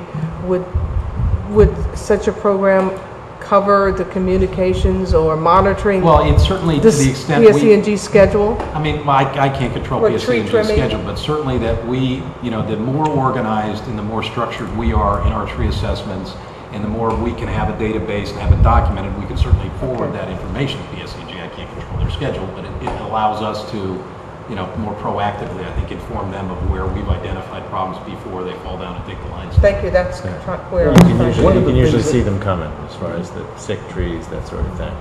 One of the if you're thing- looking. Yeah, one of the things that we did in that area that goes along with the program was to have a proposal from a certified tree expert where he goes around and can identify where or bad trees or trees that need some work to be done on them. And he's available for responding to complaints, citizen complaints. And he's a local person here within the village. Hey, he's a certified tree expert, and he actually happens to be a resident, so that's Right. sort of an added That bonus. works. Great job, Alan. Anything else? No, that's all I have. Okay. Ms. Rockwood, do you have anything? You all got Steve's report. I'm happy to help you with any questions if you have any, but Rockwood. No. Okay. No.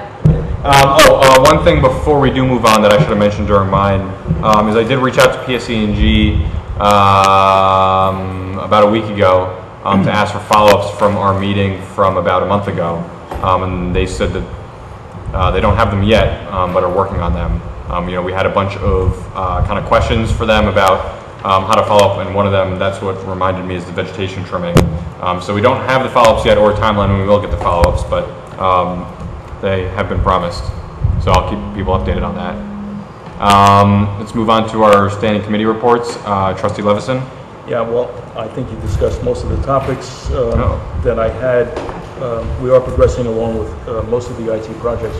One of them, another kudo for Adam in the back. He finished a course today, and we are now implementing a contract management system so that we can keep track of our contracts and I'm sorry, what did you say? contract management system. You completed that? He completed a course today, so he should start. We bought the software. Oh. What grade did he get? I don't know. Yes, report card. There's a webinar. Half a kudo for completing it. We'll wait till we see your grade. But the objective is that we can record all of our contracts, we can keep track of all of the dependencies that we have on it. Hopefully, we can build an interface that will feed into our finance system so that we understand what are the projected costs and when those costs will occur during the next year. You know what, I think it's important that we address our administrator, Lewis. We identified Barry Lewis as our administrator. We also need to identify Adam as our deputy administrator so the public who's watching this knows who we're talking about and what their role is. Deputy Dole.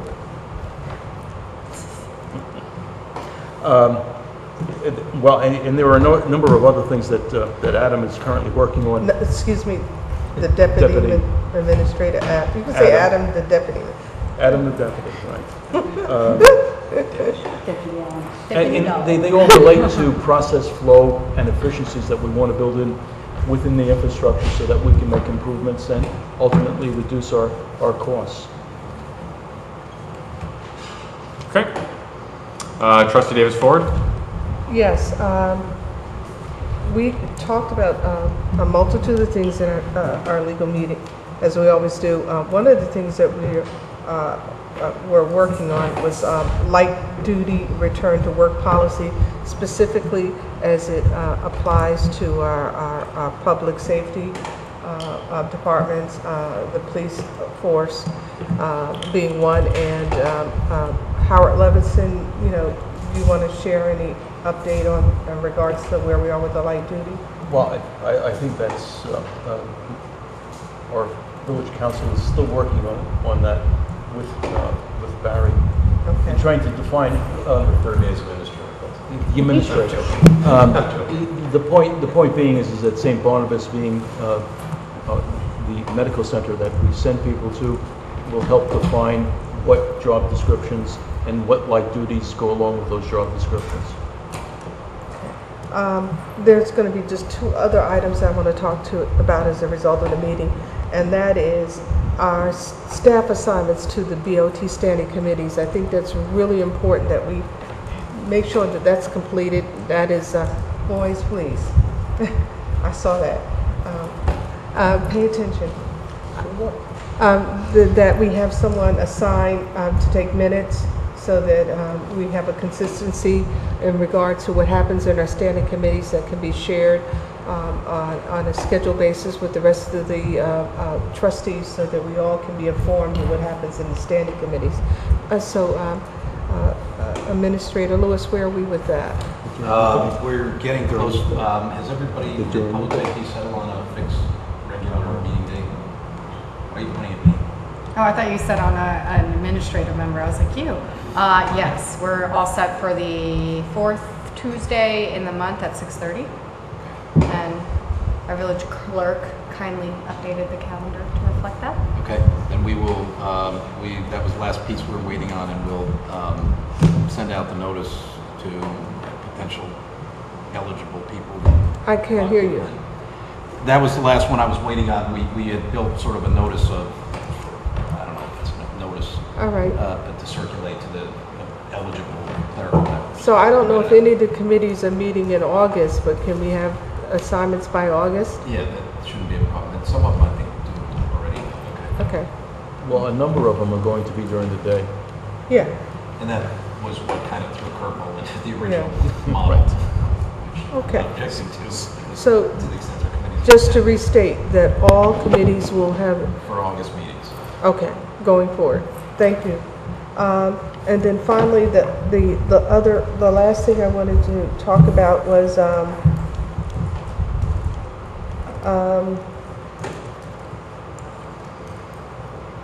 the special, this was something of interest, special event permitting process, and Trustee Levinson was very involved in that aspect.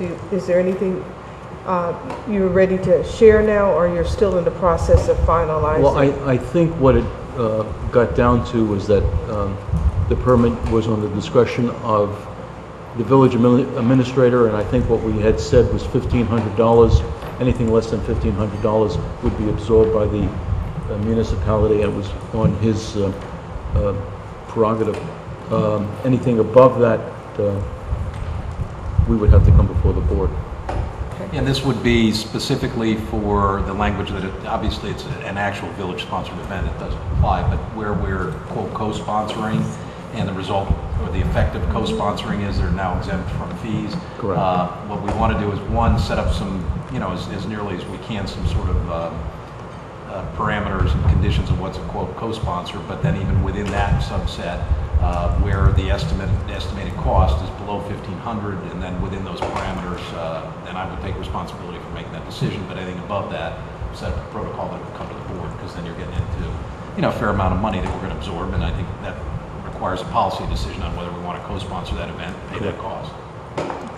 Thank you. And we're not going to revisit the CCR service level agreement as part of that meeting because we discussed it, I think, thoroughly earlier in tonight's meeting. So that's it for me.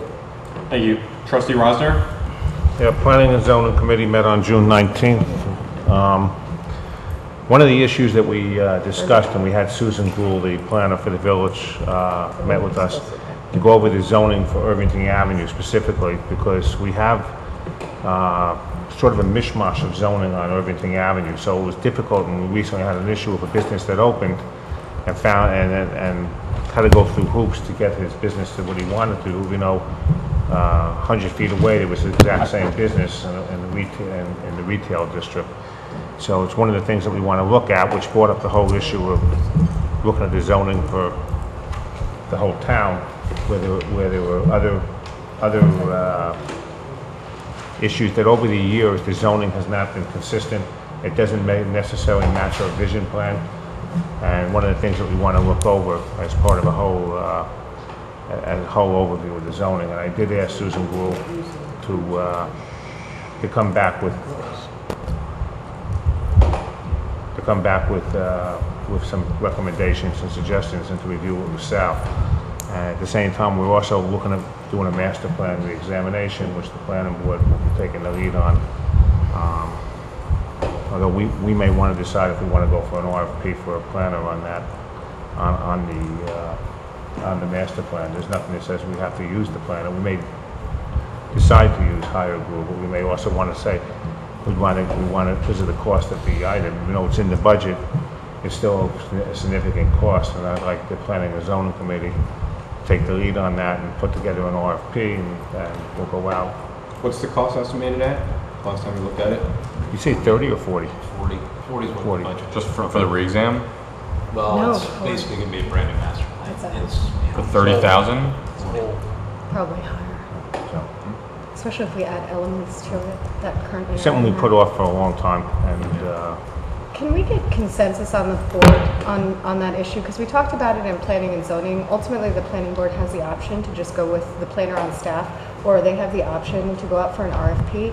For the master plan, I would prefer that we definitely go out for the RFP. I mean, I have a great amount of respect for our planner. I think she does a fantastic job, but it is such a significant document that I'd really like a competitive process. We don't direct that, but I want our recommendation to the planning board to be the RFP for this. Yeah, I would second that, very much so. As much as I certainly appreciate and think Susan does and her firm does a great job. The amount of money involved is above what our bidding threshold would be in general. and we'd invite her to bid on it. And doing the RFP, right? We should certainly apply for it. And I think doing the RFP is good for us because it's a process that helps us understand better what we want out of the process. By putting together the RFP, it helps us focus a little bit. So the exercise itself would just be good. It's kind of really exciting too, a new master plan. The one that we have is so old and it's been through so many re-exams and whatnot, and there's just so many elements that could be put in there, as we heard earlier from the Historic Preservation Commission. I know a sustainability element and whatnot, so. There's an enormous number of elements that we put in there. Yeah. Exactly. Can we make that recommendation? Who's going to reach out to the planning board? I'll I guess reach out. you or Yeah. Alex, just Yeah. let them know? Okay. I'd already told one of the planning board. And there's no objection from anybody here No. in concept to No. bid. And to finally, execute that out. a slightly related issue, which Sheena passed on the email because I was lax in doing it, about the rescue squad location. I'm the liaison to the development committee, and Sheena, as is Sheena. And one of the rescue squad, which one of the members is very passionate about, saying that we should not put it on 2nd Street. And I know we had a meeting with yourself, with the president and the administrator, to go over it. He feels that in the center of a district that may not be in our plans for the short term, but for the long term, it's certainly being on 2nd Street could interfere with some long-term plans.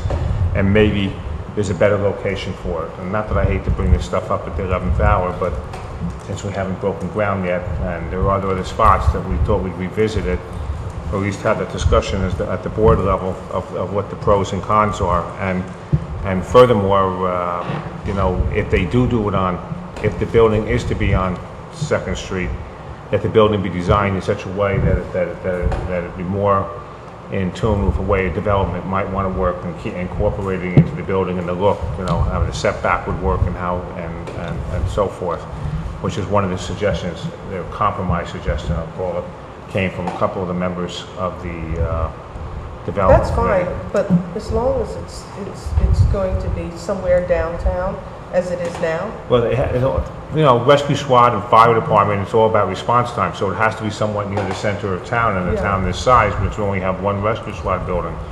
So, yes, it has to be in the downtown, but there are other spots that may not interfere. That's fine, Yeah, I'll so- leave it to so, you know, y'all, they but my threw out some- concern is, I as don't want long to, as it's still in the downtown area. I don't need to throw out every idea that was tossed around there, you know, it's just that this is something that they wanted to talk about, and I don't know how the meeting was left with Mr. Pollock when the two of you met with him, but it is something that we should discuss before we make a final decision, and we kind of do it now, we can do it. Well, real briefly, and Mr. Lewis could elaborate if I You leave got to stop the side conversation. anything out. Showing her what you were referencing. But you know, we did meet with Lee Pollock, and we've discussed this at this point, you know, many times about locations, and you know, none of the locations that they put in that list were viable at all. The only one that was possible when we met with him that we did look at was the Village Hall parking lot, and the two major issues with that. One being that it is the same time that we're doing the construction here, so that is the staging area for the construction. So where would they put all the equipment and the trucks and everything? And two is that if we do geothermal, that they're going to need to drill in the parking lot, and if the rescue squad's there, I'm certainly not an architect or an engineer, but I would presume that you can't drill under an existing building. You know, if you're going to drill wells for geothermal, you can't do it where a building already is. And so either we'd have to delay the rescue squad for years, which is not an option that's on the table, or it would be impossible. So that was the only site out of the 11 options that they provided us that was possible. And unfortunately, after we did look at it, the amount of space that would be required, you were basically talking about our parking lot outside. Right there, the kind of the two different lanes. You're talking about the side furthest from Village Hall, kind of up against that concrete wall. So the one lane of travel and the two lanes of parking spaces, and the building would kind of fit in there. But if you look at the map of where the well fields are, it's partially in that space, in those parking spaces. So I don't know how we would do that. And even if we resolve the geothermal problem, I have no idea how you would do the logistics of building two buildings right next to each other at once like that. And neither one of these projects we can put off for the sake of putting it off. But I do want to just make sure to say, I mean, you know, we've looked a lot at that and trying to find a location that is basically municipally owned, so that we don't have to spend 6 months or a year negotiating with someone who's got dollar signs in their eyes about how much they think their property is worth when the village comes knocking on their door. And we've approached a number of homeowners in areas in the downtown. They're unwilling to sell even to the rescue squad, or even pieces of their property.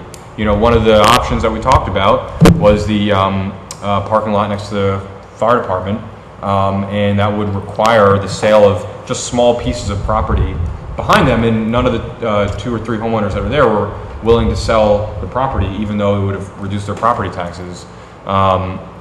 So there really aren't a whole lot of options, and we're at a point where we're starting to get to the point where if we don't make a decision about the location, then the rescue squad's going to be in temporary facilities, and you know, we know how that went last time with the fire department. I think that's something that we were all interested in avoiding.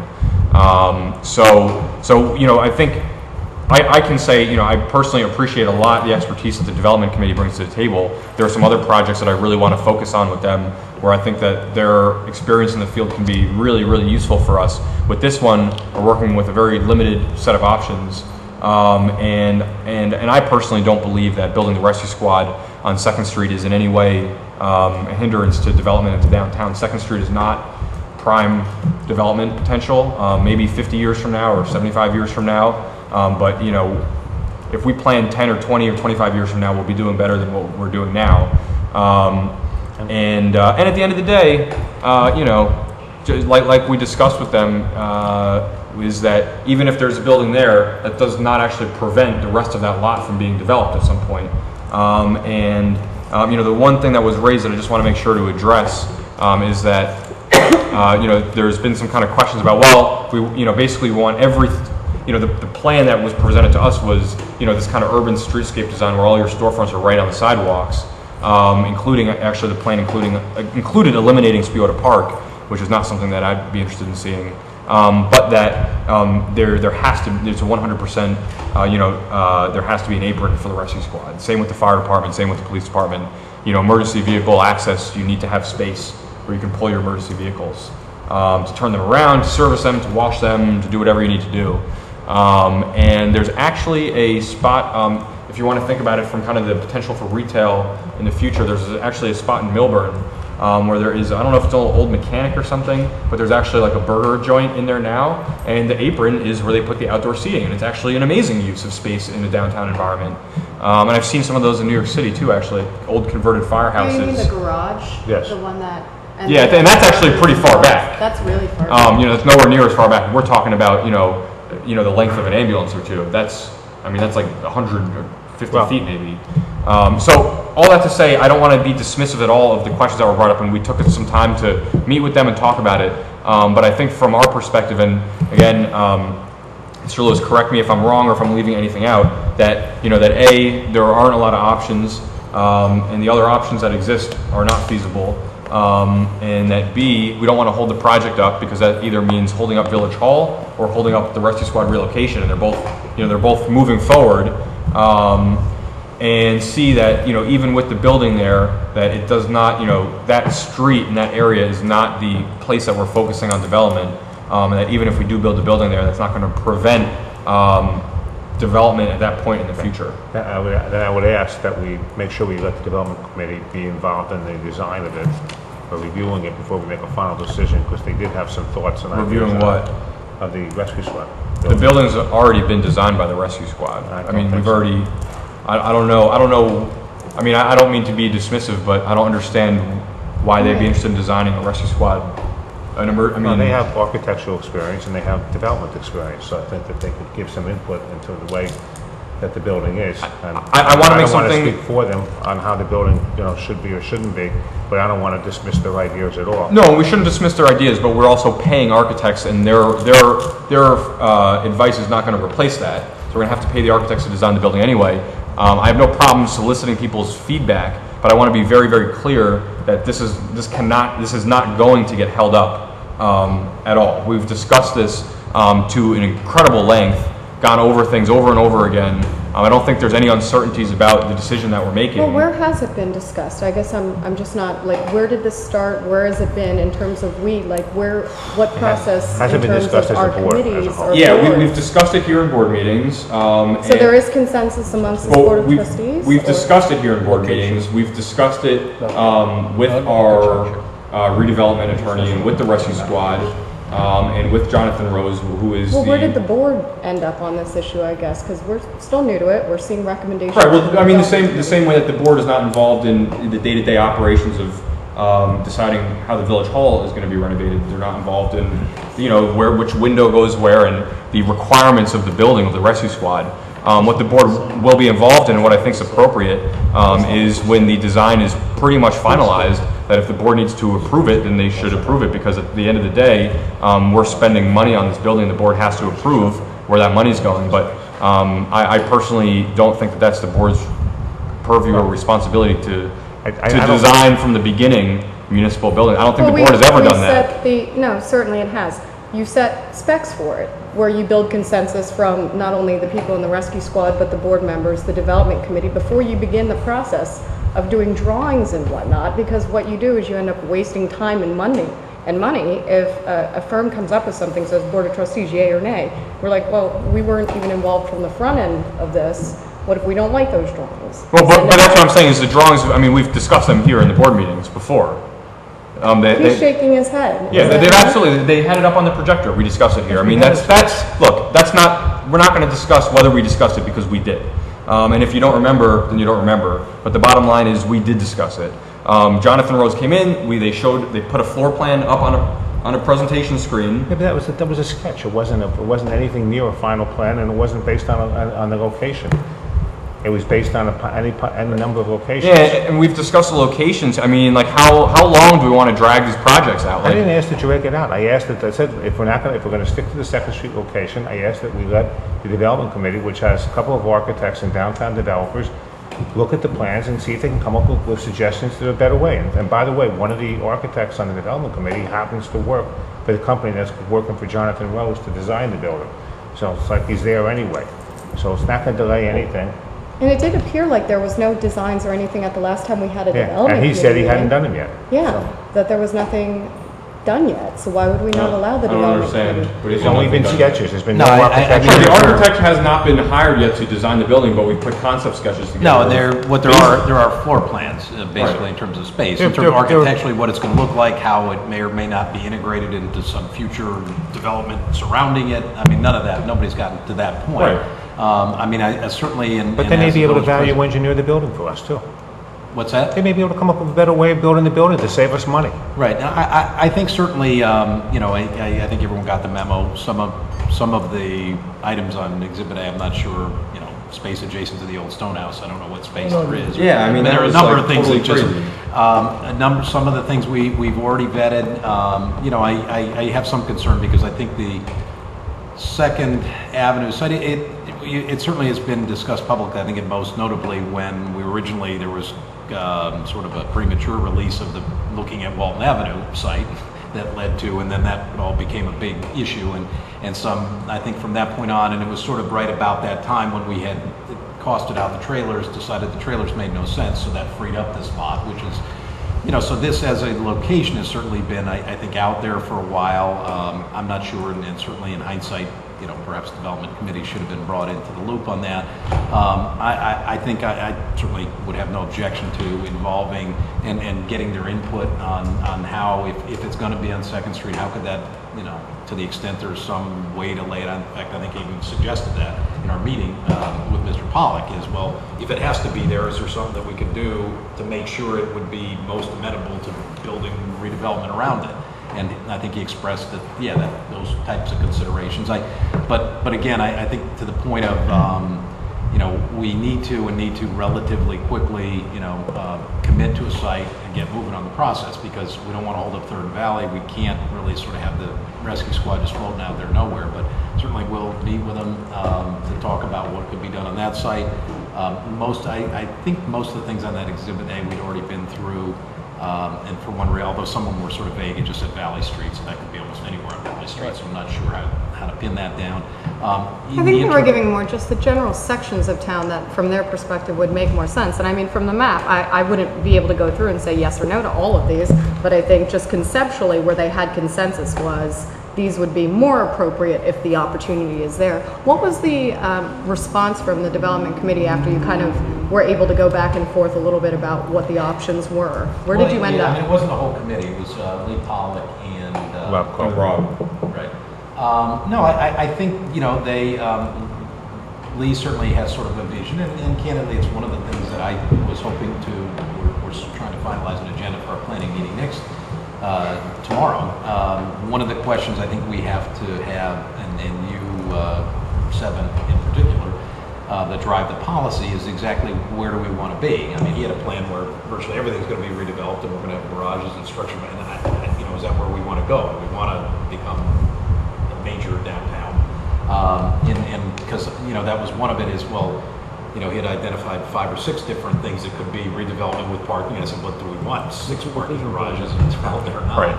And if not, then where is this one rank among the priority of the 5 or 6? So I think those are part of the bigger discussions. The way we left it, I think it was a good discussion. I think Lee in particular, he has sort of a vision of what he'd like to see. He did, I think, come around and said, well, but if it has to be there, then maybe we can do it in a way that if future redevelopment comes, that gets integrated, whether it gets integrated and remains the squad, or whether it gets integrated and the squad relocates in 10 or 15 or 20 years, whenever, a new redeveloper, is there a way you can put it on the site that makes more sense than one other way? And, I think he was receptive to that. That seemed to be what came out of the committee, is sort of like the fallback. If it has to be there, then can we have some input? I'm not against meeting, No, of course not. And let me be clear. I mean, I don't think at any point we've not been interested in people's feedback. I mean, we had the meeting. We've took the materials. We met afterwards to discuss it. I think we're interested in that, but I think that what a lot of people don't understand is that there is a, it's not a relatively quick. I would say that's even an understatement. I mean, it is a very, very time-sensitive situation, and unless we want to put volunteer EMTs in trailers, then we have to move really a lot faster. And we're not going to have time to spend 3 months going over all these locations. We could spend our entire lives looking at, what about this location? What about this location? At a certain point, we have to pull the trigger, make a decision, and do something. And whether it's 100% perfect or whether it's 95% perfect, either one is good enough. And if we can do the 100%, we should, and if we can't, we shouldn't. I just want to make sure to set that expectation with everybody here and at the development committee and anybody that's interested in giving feedback, which we're all very interested in, but that there is not any time to sit around and go over maps and spend meeting after meeting after meeting discussing, well, what could be and what do we want to do with the downtown. We just do not have the element of time on our side with this. We have 2 projects that have to be done, and 3 projects really, if you want to count Village Hall and Third and Valley, the project and the rescue squad relocation. And there's a lot of the logistics that need to go into that, and I do not want to see this project delayed because we were kind of sitting around talking about what could be. At no point did I suggest delaying it, and at no point did I suggest that it would delay it 3 months or 6 months or even a week. I just said when the plans are out, that we should have the development committee people absolutely review those plans and make suggestions to it and tweak it. And I know how architectural plans get tweaked all the time, so it's not anything special. And the other thing, the point about the location was the location as a board, we never had a board discussion about the locations other than what locations we were not going to use, such as Walton and stuff.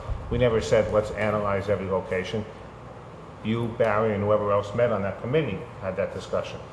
And I know that we talked about the site on Bowery Street and so forth. And I think it's probably fine. The 2nd Street probably is probably the best location of the bunch, although it's probably closer to 70%. Not even 95%, because we don't have it because of the time element. But at this point in time, if we're going with 2nd Street, I would like the development committee, which has 2 or 3 architects and developers and so forth on it, to review it. And if only a subcommittee of them do it, and so be it. And if they can't do it on our time schedule, then they won't. But I think they will, and I think they can be helpful. I think all of our volunteers, it's something we talked about in our planning meeting, and I know that Trustee Schnall particularly likes this, is that we have all these volunteers who are very passionate, very thoughtful. Like, if we can all just turn back our watches a little bit, that when projects get started, that we say, stop. What committees do we have already who would want to be involved with this? And I know the time sensitivity of this, and I imagine that there's some flexibility working with the development committee, but as we start looking at the other areas in town to develop, redevelop, and whatnot, I calculated off the top of my head, this committee in particular, like we're looking at like $1,000 an hour in value of people who live here, pay taxes here, want to see this community really flourish, and it's significantly more value to me than anybody we just hire. They're there to get a project done, they move on, they don't live here. They're an underutilized group yeah. of people for these kind of things. And I think we have a lot, especially some of the things that you've talked about on Irvington Ave, Yeah. Some of the things that we're starting to talk about in the lot in front of SOPAC, and in a couple other areas around town, that their expertise is going to be totally invaluable, especially before we start bringing in all those professionals, that we can sit down with professionals, and they can help guide us in the right direction. I guess in my mind, to me, this is not like we've got this whole great thing we want to do. This is like a functional, like we have to move them from this location because we're building something else. We have to do it within this time frame. The building has to be a shelter, an emergency operations center, and a rescue squad. There are very specific things that go into that. This is not, this is not like a super fun, exciting development project. It's like a functional, we have to relocate this, and there's a time sensitivity to it. There's not a whole lot of room to be creative. That doesn't mean that they may not be able to give us an idea that says, okay, well actually if you move this there, you're going to save this amount of money. And so when we get those plans and they want to give feedback on those, we should definitely do that. But I just don't want to, unlike some of the Irvington Ave projects, or like what we're starting to discuss in front of SOPAC, where we've got a whole bunch of time before we're going to be doing anything. We can talk about things, we can discuss, we can meet with everybody that could possibly ever be involved and get all those ideas together before we decide what to do. In this one, we're kind of stuck in, basically having to relocate something to build something else, and needing to do it within a very short window that's closing, I feel, very rapidly. And again, I really don't want to see us get into a situation like what happened with the fire department. And I think where we ended up with them too, and it was just something to think about future. Our volunteer rescue squad right now, incredible. You know, I got to volunteer with them and help them the best of my ability, but projecting out like 10, 20, 30 years, are we going to still have the exact same dedicated volunteers? Is this rescue squad still going to have these exact people with the same passion for the town?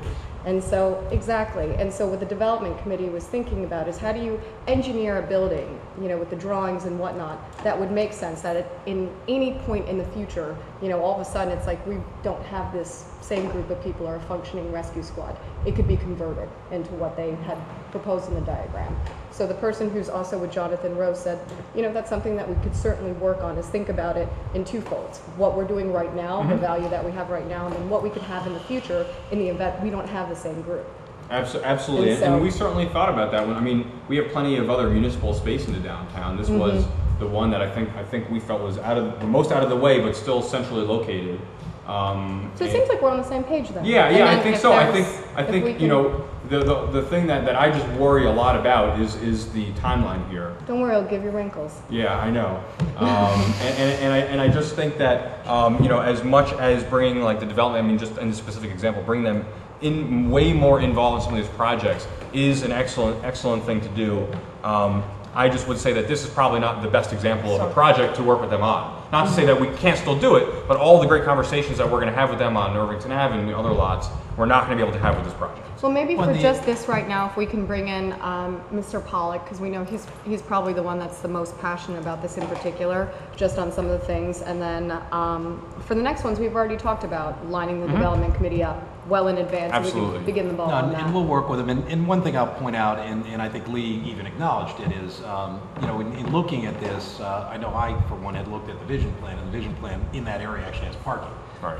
And Lee says that, you know, it didn't provide for redevelopment, and that's why it didn't occur to me to send it to the development committee or otherwise. But Lee acknowledges that, but I guess he disagreed with the vision plan or thinks it could be done there. So I think that was certainly, you know, in hindsight, had I known that this was contemplated for redevelopment, perhaps we would have got them in earlier in the process. But again, I kind of defer to the vision plan, which is a whole other question. I guess we need to maybe. It's a really good where plan. does the vision plan go? I love our plan. But yeah, no, we certainly can reach out to Lee, sit down, you know, kind of bounce off him, get his input, and anyone else that wants to join, as to, you know, if it's going to be Second Street, what makes the most sense, and to give it the most, you know, greatest future flexibility if redevelopment's coming. Well, I think there's a different question. Are we in agreement that it is Second Street? Unless you have somewhere else. No, because we're going around in a circle. Yeah, I mean, And the other thing is that we're violently agreeing with each other. it's the best way to agree. I mean, I think we've been moving forward with that, and you know, we've updated the board a few times, not in extreme detail, about, you know, that Second Street is the kind of location that we've been looking at. Is that agreed?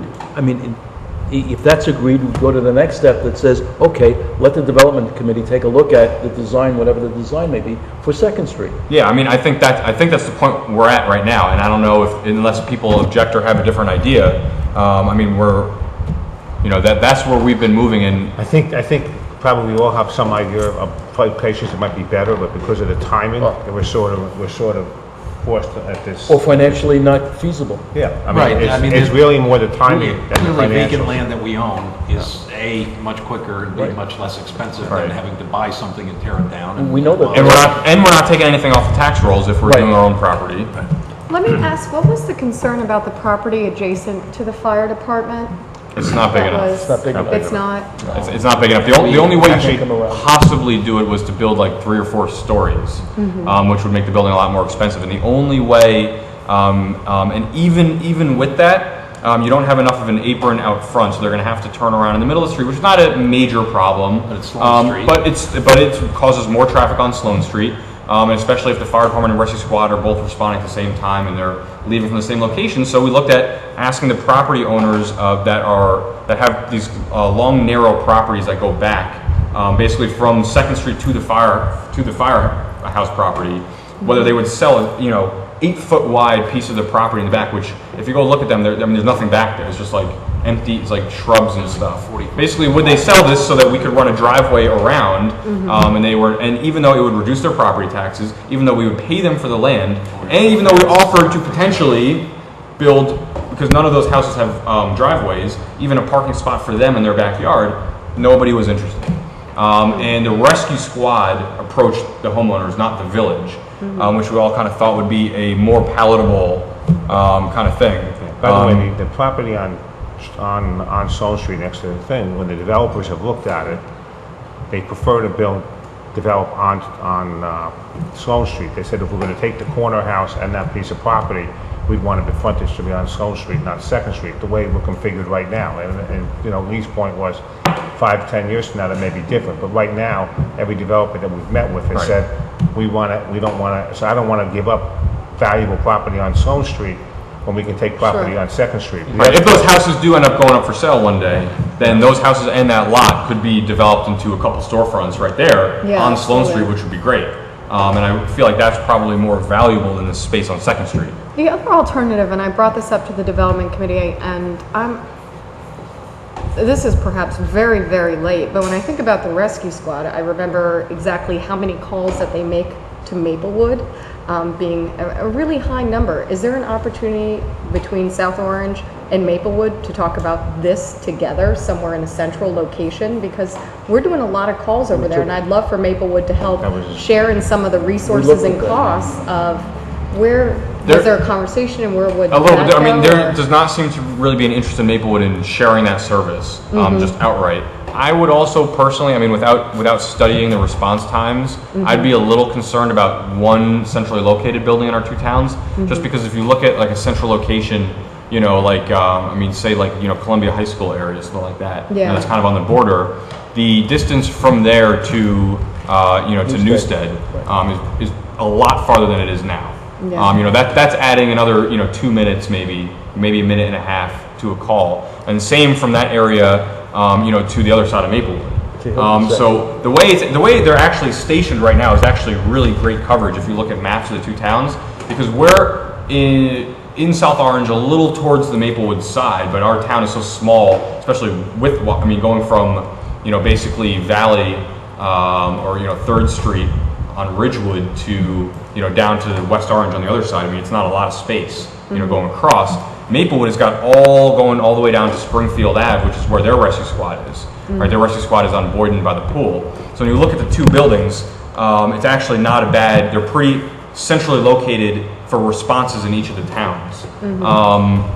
And so, I guess how does it work for communities that are significantly bigger than just South Orange and Maplewood? How do they deal with their one volunteer rescue squad? And most of them don't have one. Most of them have one squad, but they have multiple buildings. Okay. So if you go out like down to South Jersey and a lot of towns, not all of them, but most of them, most of the larger rural towns, they will have, you know, whatever the first aid squad for the town is.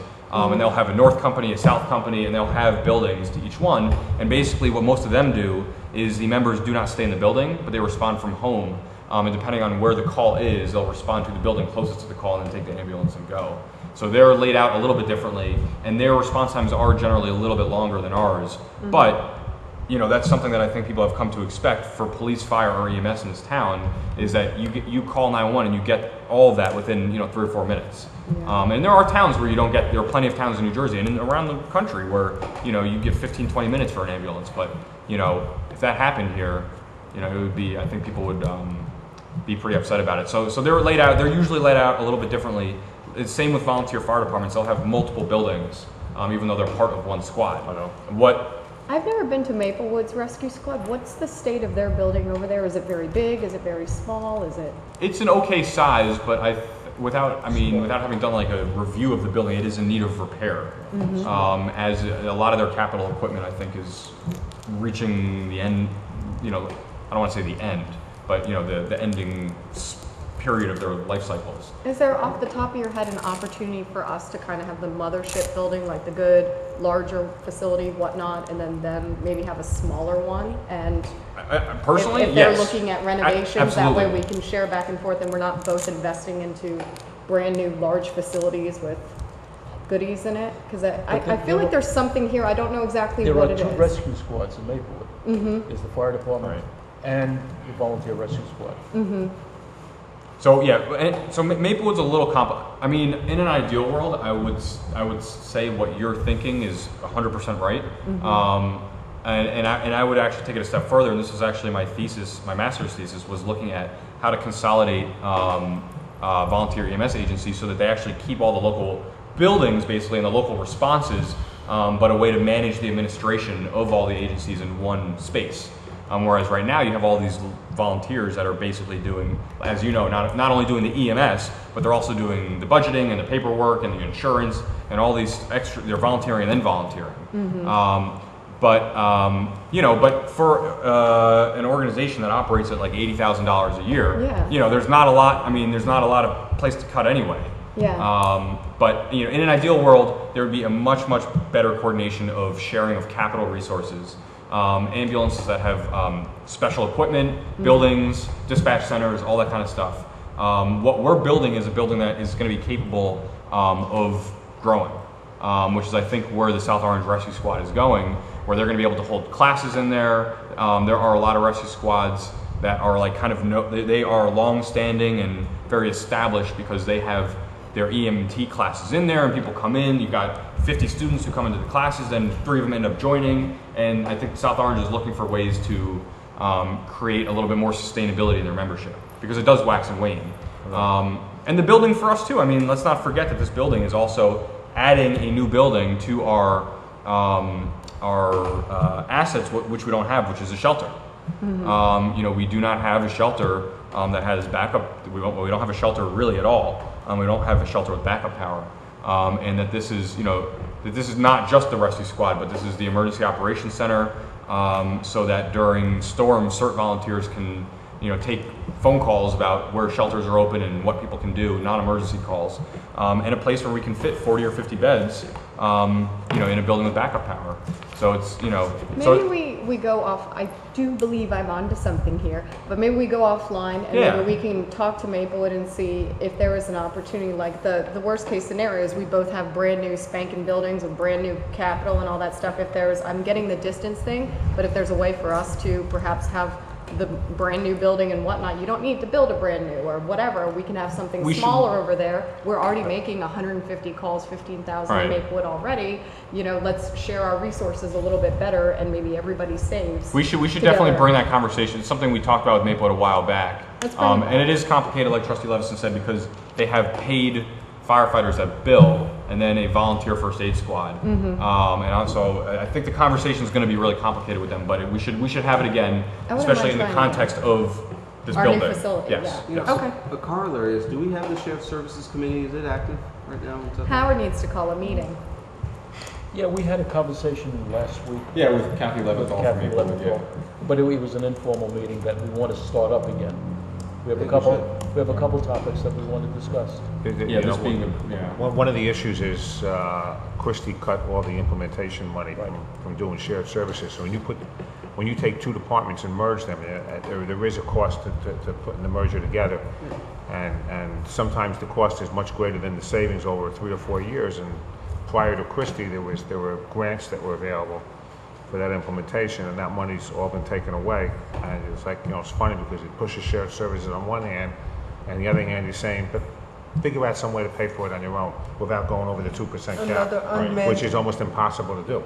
So it's The problem is if we see Senator Sweeney's bill again, which was, very aggressive and certainly didn't try and use any carrots with municipalities, is we're going to be put in a tough position if we don't start thinking really about shared services if something like that goes through. Shared service, first of all, we share the biggest service there is, which is the school. So the question is, do we go to a regional school district? And then some of the other services that we've already shared, code enforcement, the courthouse, the rec departments have a very coordinated, no, it's not a shared service. South Orange does it's a very lot of coordinated. So the savings for us is not as great as it may be for some other towns. Our savings comes from going to regional things, like a regional school district and a regional fire department. That's the only place we have for savings. That's a shared service on a much bigger scale. But again, it takes money in the county to probably put up that money to do that kind of. The counties refuse to do it. But we have to have a different mindset in the county. Compared to a lot of municipalities, South Orange is already ahead of a lot of municipalities in shared services. And we don't really have that much left to really share in the sense, just we even have shared services with our lawn cutting, the cutting of the lawns. Exactly. I know, we've got so off topic. We I did. apologize. We were, I believe, on the Okay. planning and zoning update. And back to the location. If this is the recommendation you guys are at so far, this being the best one, the one request is, to the extent possible, can we involve the development committee with some of the renderings, the drawings, and please keep the board in the loop, because front end. So let me guarantee a couple things right now, just to make sure that we're all on the same page. Yes. We will update. We'll make sure that either from Mr. Lewis or from myself, in all of our updates, we will make sure to add this project kind of to the Village Hall, Third Valley. Just make sure that every conference agenda there is an update about what's going on, and then obviously if anything big comes up in the meantime. And two is absolutely solicit the feedback of the development committee about the building if they have any suggestions.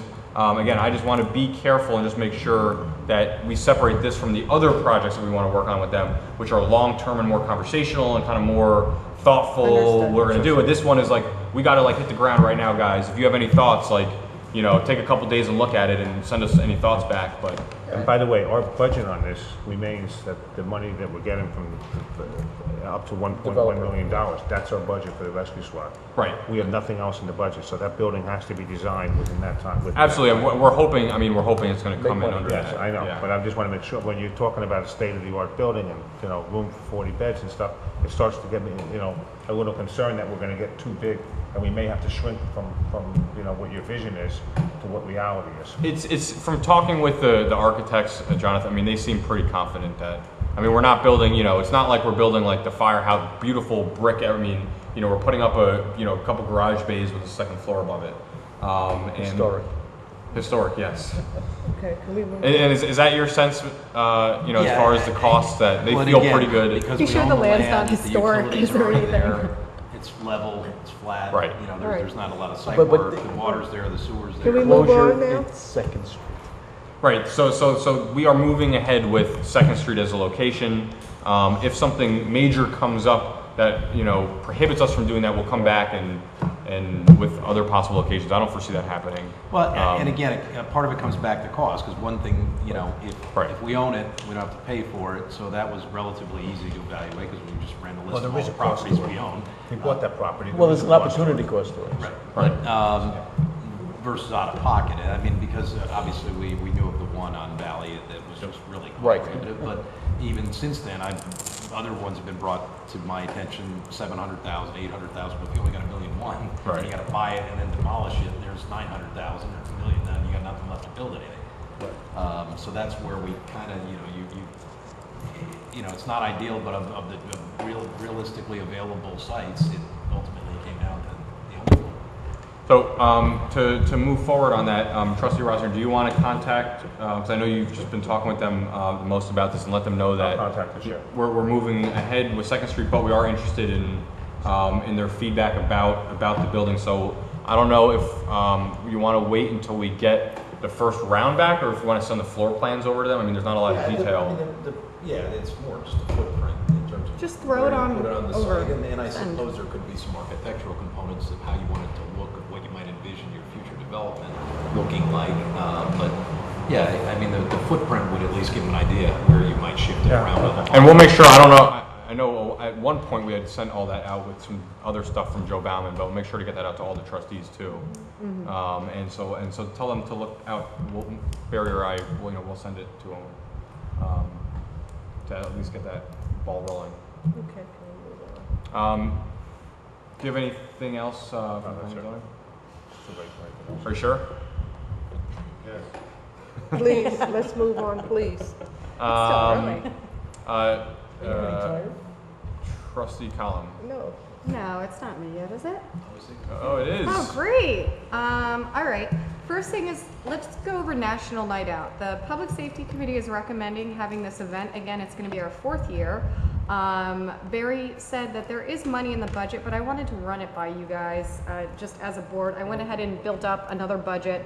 No purchases had been made, but essentially we're working off of 2012.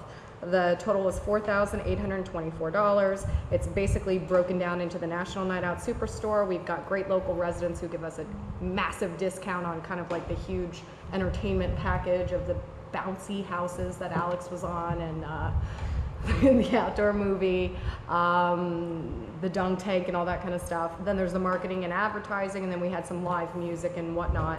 The total came to $4,824.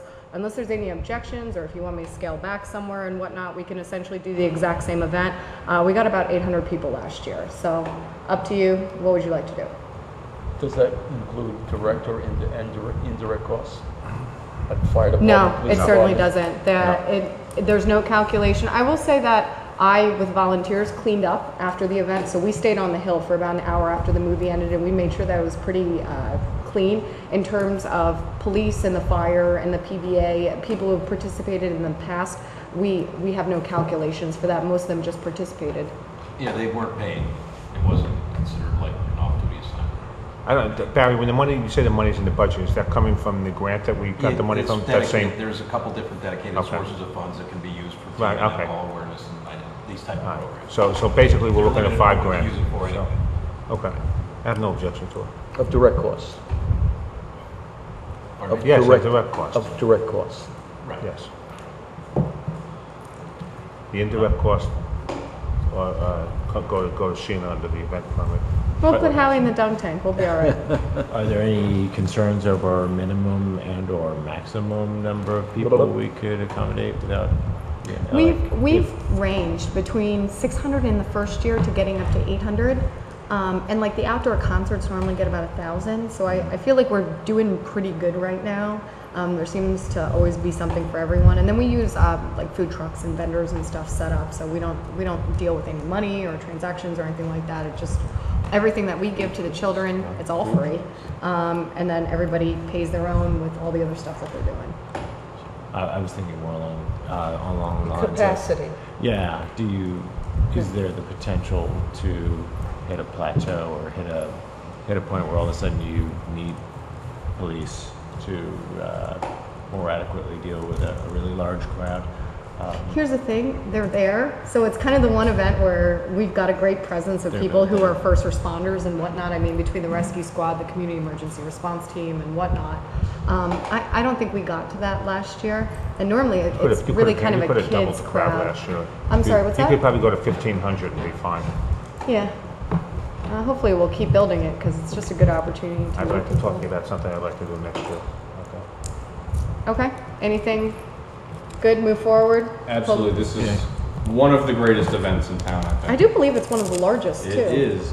It's gotten good. It all started with the Citizens Public Safety Committee. Now we just have to have a bet on which trustee or village president can raise the most money in the dunk tank. You, without a doubt. I don't think people on Maplewood Online will go actually outside and throw a ball at a dunk tank. If you were in it, I wouldn't be so sure. How much would you like to bet on that? Yeah, I would bet anything on it. They might bring bazookas. If they could do it at home by clicking a button, they would. It's like a 0% increase. President Torpy still in the dunk tank. The other thing was we went back to just consensus. Give me a nod. The ICMA Public Safety is going to be the clearinghouse on that. What I'm envisioning is going and creating an Excel template of all the different things that were assigned to the various committees. And then as I send it out to there's only 4 committees that were assigned tasks. If you can just give me updates and I'll plug it into the Excel spreadsheet, and then we'll just keep it circulating between the administration, the village president, the board of trustees on the progress that we're all making. Good with that? Question about that. Yes. So we had a list of, maybe it was about 15 tasks? 27. 27 from the ICMA report. We have finance, legal, public works, and public safety. Yes. All working on them. So you've come into public safety recently. How many of those tasks, has anything been completed or are they outstanding? There was, it's a tough one. I mean, the simple answer is not within the Public Safety Committee, and I believe the former chair had some times where he was traveling over the 6 months following the report. So I know that where we left off was basically, asking the chief, is there any opportunities for the calls for service, like where you could decrease those and whatnot? And it didn't really get any traction yet because there was never consensus, like do you stop cops from going to an alarm? there never seemed to be, and the chief recommended against it, Okay, and but I those can discussions understand. haven't been had and decided yet? No, there's no Okay. recommendations out of the committee. I did follow up with the former chair of the committee, and he kind of gave me a light update on it, but it seems like I'm starting pretty fresh to it with the 9 items I was assigned. Part of the biggest issue of the public safety recommendations was the scheduling, because a lot of it bounces off the scheduling and the shifting of how you're going to do that. That was one of the number one issues, and some of the things that follow up on responses and so forth like that directly were impacted by that. So we, some of the other things maybe didn't get done, but that Schedule was was one of the actually things. assigned to legal and personnel. It was, because what? Barry's. Scheduling was involved with actually it. assigned to legal and personnel. I know it was, but it had to go back to public safety so they can to deal with some of the issues that related to it.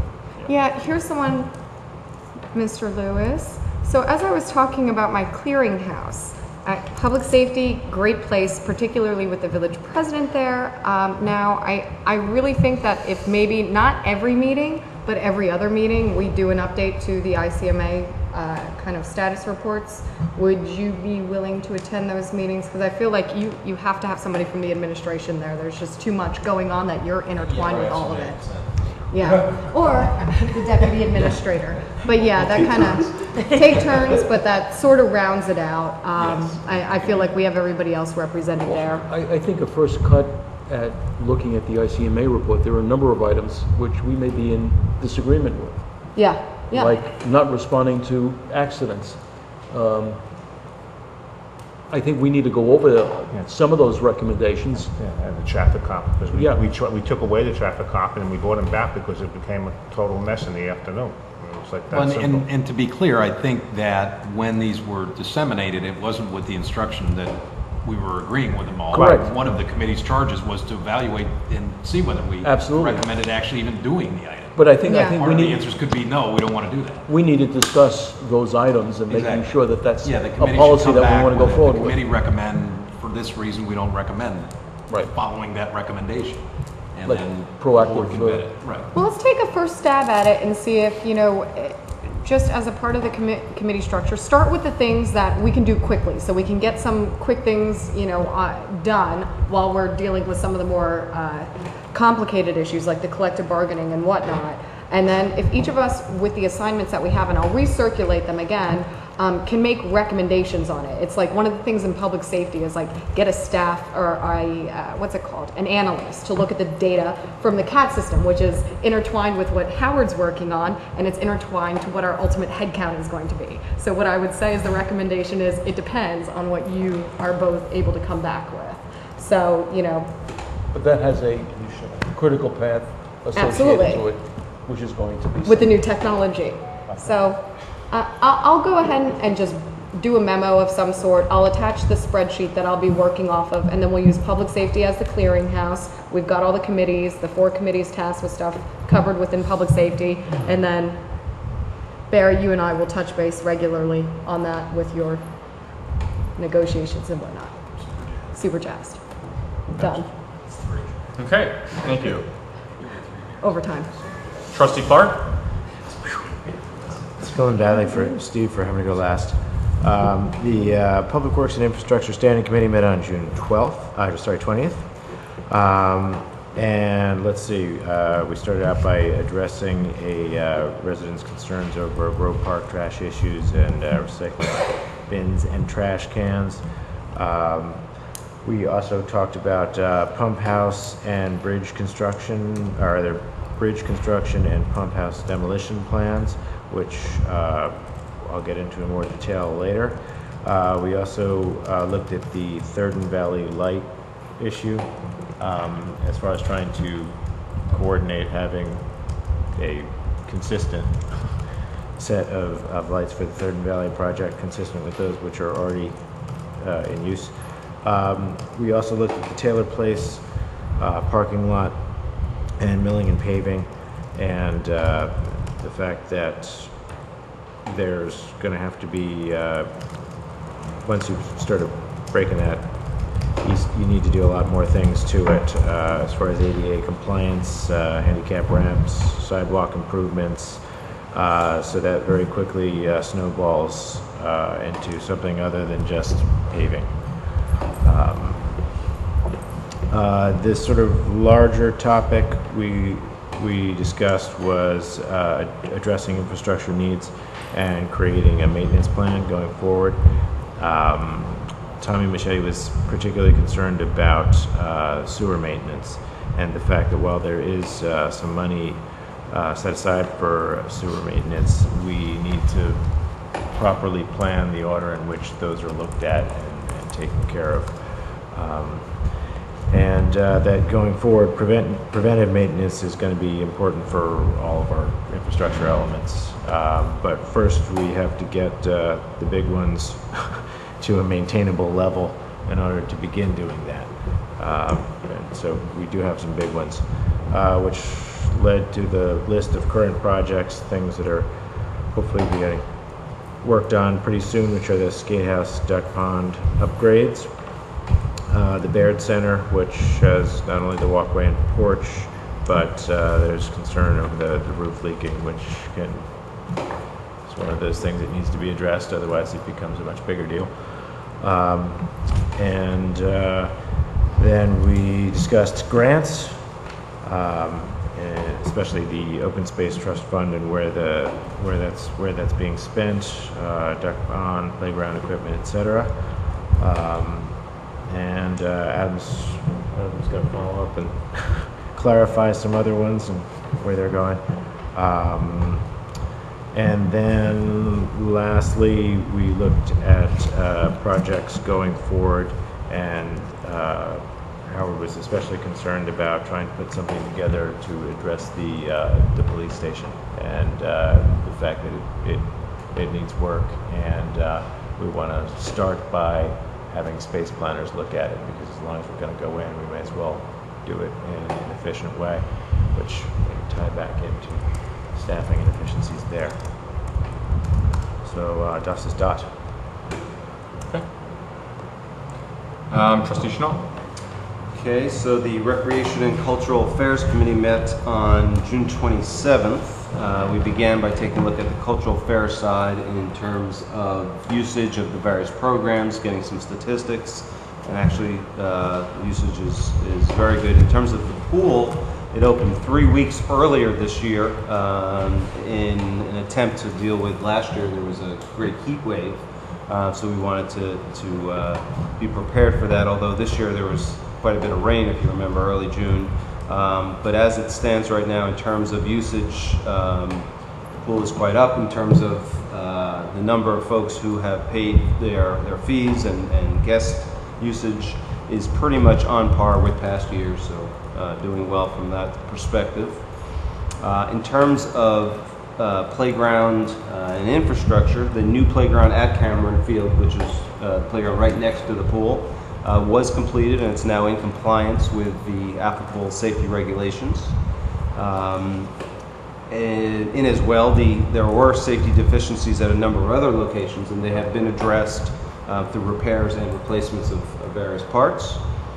And the Recreation Department is presently reviewing state contracts for the replacement of the playground equipment at Farrell Field. So we had a number of representatives who came from the area around Farrell Field to talk to us. And we have 3 different proposals for designs for the updating of the Farrell Field playground, which is currently not in compliance with safety regulations. And then quickly, the last item, Mr. Lewis, if you could tell us the street fair, which we had last year, was the first time we had on South Orange Avenue the street fair. We're bringing it back, I believe, for the second time, but we're still waiting some final. Are we set for that? Or? Yeah, I don't know if you want to weigh in or you know the date. I don't know the date. It's September the 29th. last Sunday of the September. Yeah, they and I think they were here last year. I think the plan is to move forward again this year. This gets into this whole special event permit, right, and is co-sponsored, sponsored as a rec. One of the things that we're still working through, is last year, and when we met with the organizer of the fair, is the limited area that we're able to make available, limited the number of vendors he could have, which limited his revenue, which limited his ability to contribute towards expenses. There's been some suggestions and some thoughts if there was some way to open up some additional space and still have reasonable detours for people. So we're kind of evaluating that, but I think it's moving forward. There was a hope, or I think a thought of trying to consolidate it or combine it with maybe an arts component through Recreation Cultural Affairs. Unfortunately, the date that was selected, I think there's also already some art thing going on at Maplewood, which was unfortunate timing. But I think we'll see.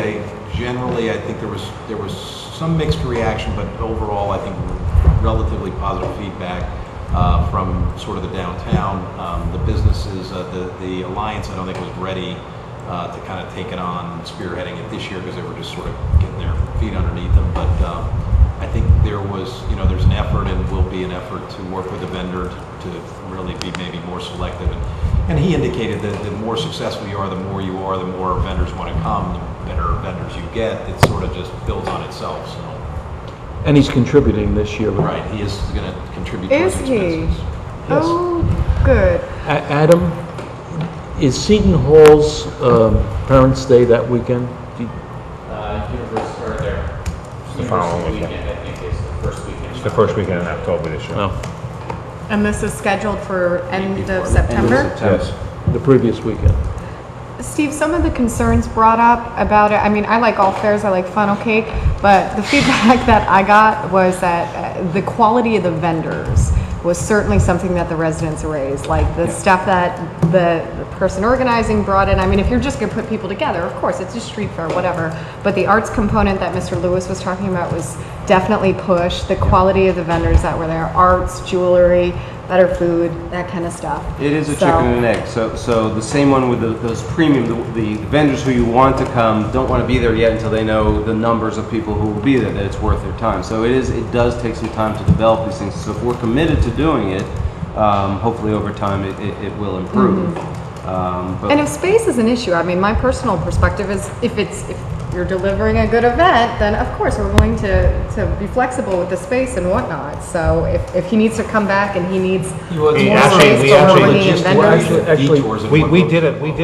We did a map for another thing going down to Stone Street, and actually crossing over Stone Street if the artists were going to participate. The problem with it was twofold. One is he felt bad about blocking off the entrance to the supermarket, feeling that would interfere with them. Although I kept explaining to him that people usually can pull down Vos Avenue. They don't really have to use South Orange Avenue. He's not totally familiar with it, but he was concerned about when we expanded it, going from 70 vendors to, I think it pushed it up to about 110 vendors, was finding enough quality vendors this soon into the street fair, and that he felt he needed another year.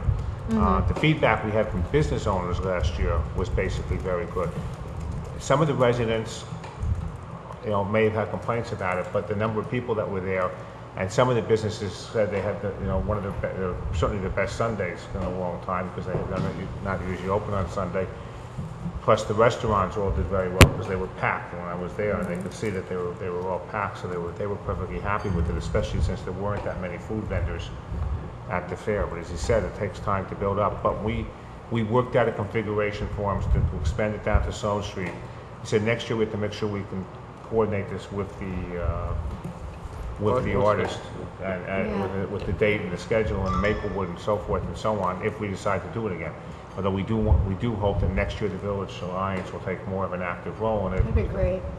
That was the hope of it, of the whole thing. I have a question going back to the pool. Yes. I apologize for not being available to participate in the meeting on the 27th. My question is, did any discussion come up about concerns about service at the food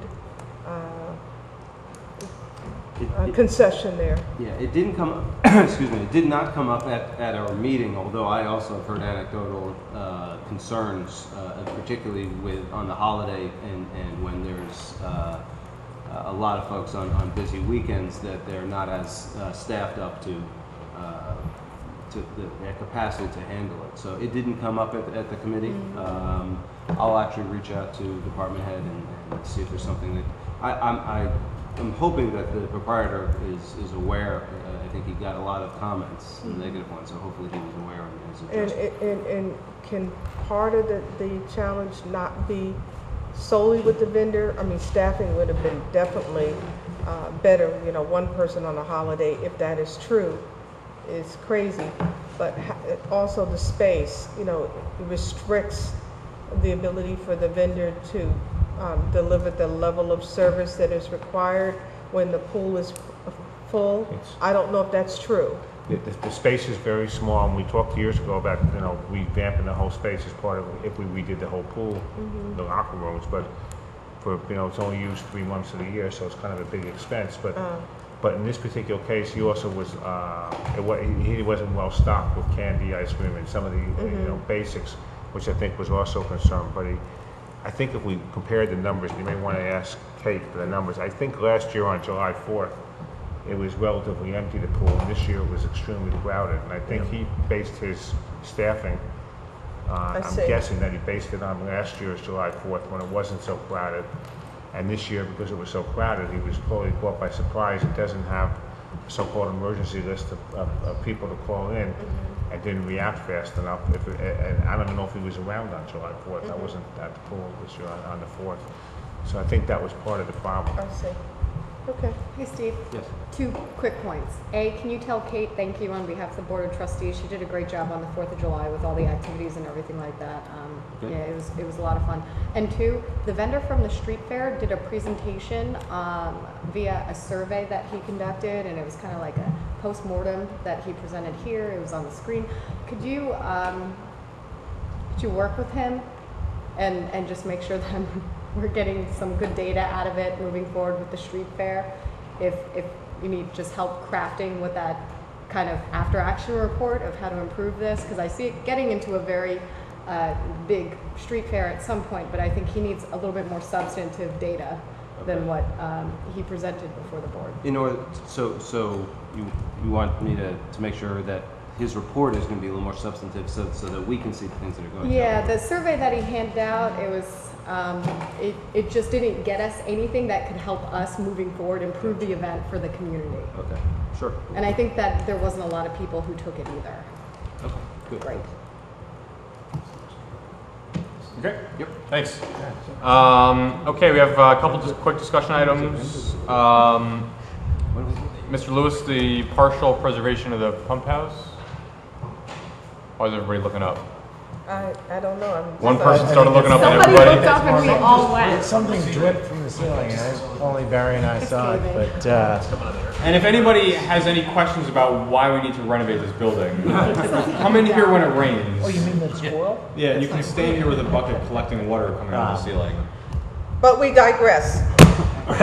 Let's, That's what we're good at. yes, let's. I mean, Mr. this Lewis. item, and certainly Trustee Clark can weigh in on it as well, but basically, I think you all were copied or got the email from a resident who's here tonight.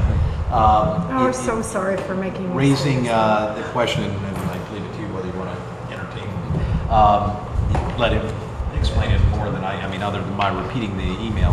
As you know, we are looking at a project over there that includes replacing the bridge that we got the grant for, sort of improving that, and the pump house, we already took off the top of the stack because bricks were falling off and it was a safety hazard, but there are other safety concerns related to it, and obviously it's no longer in use and won't be put back in use. So the plan was just simply demolish it and make way for other things. And the gentleman raised the question of whether some portion of it, and again I would defer to him to get in more detail, could be because of the historic nature of it and components of it, the indoor things that may be in it.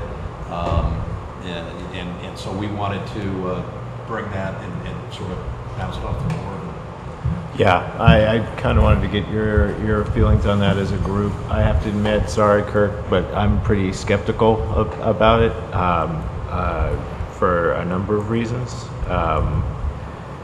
It's the pump house is right now it's an attractive nuisance. I know the DPW has problems with it because kids want to get in there and do whatever, and so they spend a lot of time trying to board it up and relock it up to more or less keep it safe from those who are attracted to it. And the pump house sits within, it's, it's next to the river, so it's in the floodplain. And as Sal explains, Lower. it's in the floodway, which, so there actually could be some benefit to removing it from an environmental standpoint. As far as sort of semi-demolishing it, which, if I understand what Kirk was. Can I make a suggestion if Sure. it's permissible? Can we bring him to the mic to just summarize? We could, although perhaps another suggestion related to that would be maybe this could or should be discussed in the Public Works Committee so that we can have a little bit more of a discussion. Yeah. I mean, I don't want to not let you speak. I also don't, I want to make sure we can have the discussion. You're right. So if there was anything, Trustee Clark, that you wanted from all of us, maybe we can provide you with any information. But I'd be more curious to hear what you and the other two trustees and this gentleman and anybody else that's interested, and maybe Tom Machete or anybody else, what you guys figure out and what your recommendation is. Yeah, that would be the best place. You're right. All right. My question was more or less, are you, as a board, even willing to entertain basically slowing down the process to entertain the ideas? I don't think we can make any decision. I would be interested in having come to a meeting where we can have some dialogue and have a comprehensive, presentation and vetting, and then we can make a recommendation to the board, and the board can decide as a whole. When's your next meeting? The Public Works? It's the third Thursday, so that's what? So you'll have one not before the next board 18th. meeting. So it's the 18th. Oh, so it will be before the Yeah, next it will. board meeting. Yeah. So that doesn't seem like that would be slowing things down too much. Would you be able more to? the project of demolition of the pump house? What's that? I mean, slowing down the project of demolition. No, that's what I of the mean. pump I house just and mean the building of the bridge. if you guys are able to discuss it in Public Works on the 18th, then we were able to have this discussion 2 weeks from now back here. All right. Just so that you guys kind of have the conversation, then if you can bring kind of your. Well, we had a preliminary discussion about about the pump house. There was then Kurt came along and wanted to do something as a variant to it. But the question that I had is that all I got was, I'd like to keep a piece of the pump house. But I think we need, for the Public Works Committee, can you bring more than just that, what you were proposing to do?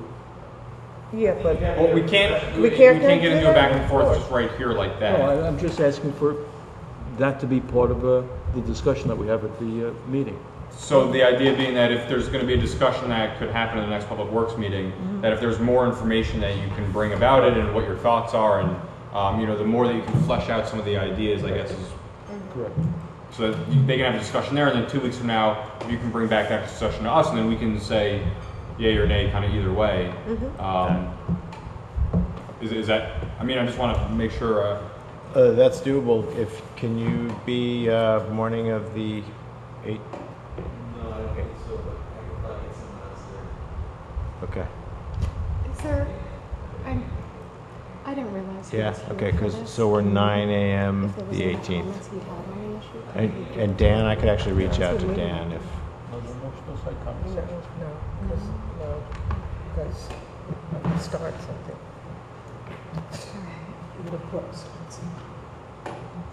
So hopefully that'll be a better opportunity to be kind of more interactive about it. And then the next meeting we can kind of take it back up and sir, if you're not able to make that meeting, and we will discuss this 2 weeks from today on the 22nd here. If you'd like to come back and speak at that point too, please feel free to do so. And I wish we'd gotten to you. I know these meetings are very exciting. I'm sure this was the height of your day. Yeah. Okay. So is that okay for that? yeah. Okay. And one other item, the lease agreement for the relocation of our offices. Trustee Collins? Yeah, I feel like we can move this probably to tomorrow's planning meeting. I guess that the thing for you to prepare for, Mr. Lewis, is that we were given the packet originally with the lease agreement for 76 South Orange Avenue and being one of the 3 new board members. It wasn't clear to me that a decision and at what point the board had definitively said we're moving forward with Village Hall. So I guess there's a lot of information compiled in there over, I mean, the last where we left off, where I was watching the board, was back in March. Where there was actually a presentation from the construction manager, and there's been different costs at different points and whatnot. I know that the board had at one point in 2011 bonded for the $5 million. So it at least doesn't appear to me that the totality of the project and the bonding for the totality of the project has been, stated by the board. So I just don't know where the status of that is, and just from minutes and whatnot from the village's website. Yeah, and I think that's part of that I referenced earlier, that I'm putting together the package with the history of it. And as a practical matter, you don't know what the totality of it is until you actually go out to bid. So you bond, and you have estimates. There were estimates, and then there were decisions made. And in terms of the board committing, it's sort of an incremental commitment. First you commit to hire the architect, then you commit to hire this one, and then there have been votes along the way. Certainly a number of them before I ever got here. The architect was already retained to the tune of close to $300,000, and they'd already done a fair amount of work. And then the mechanical engineer on the geothermal, and then the construction manager, and Asbestos. then the asbestos abatement. So each of those is, I guess, sort of an incremental continuing commitment that we're moving forward. Ultimately, the next bridge to cross is going to be when we get bids in on the asbestos abatement, which has been sort of the biggest wild card, if you will, in the overall cost. When that's going to come in, award that contract will require a vote, and then ultimately you'll go out to bid and you'll get the number in on the full-blown renovation. So yeah, there was $5 million appropriated, I think, based on the initial estimates. Then there's the 669 Historic Preservation Trust grant and 150 from State America's Treasures grant.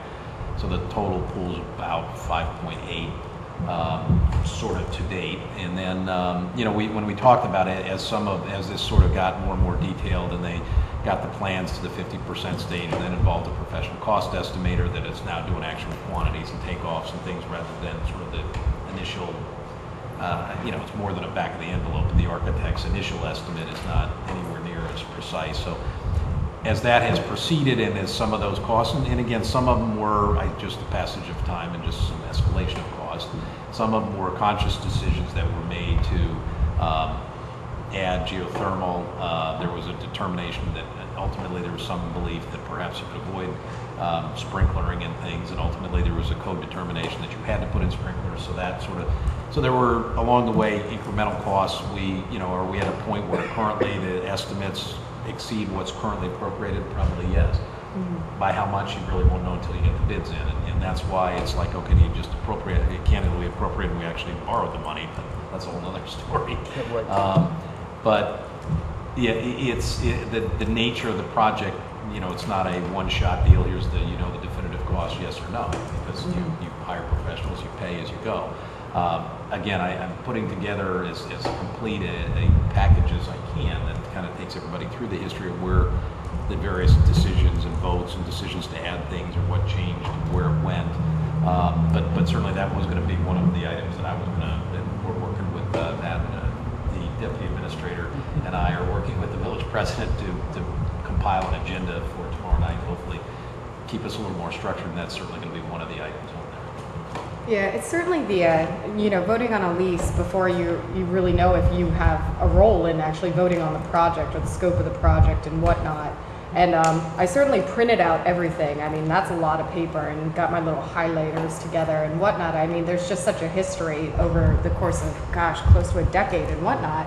And so I guess we can definitely go over it tomorrow night, because I see that it's 11:07. But I guess the one question that I would have is there a way during the asbestos abatement and the process of moving our employees out and whatnot that we can keep a request for expressions of interest available out there during all of this, to see if any interest came in? while the exterior was being done and whatnot. Is there any harm to that? We can discuss it more, but it's, I mean, it was, expressions of interest in somebody buying it? yes, because I saw the studies. I'm sorry, what's that? You could always have it out. I mean, there's no harm in having it out there.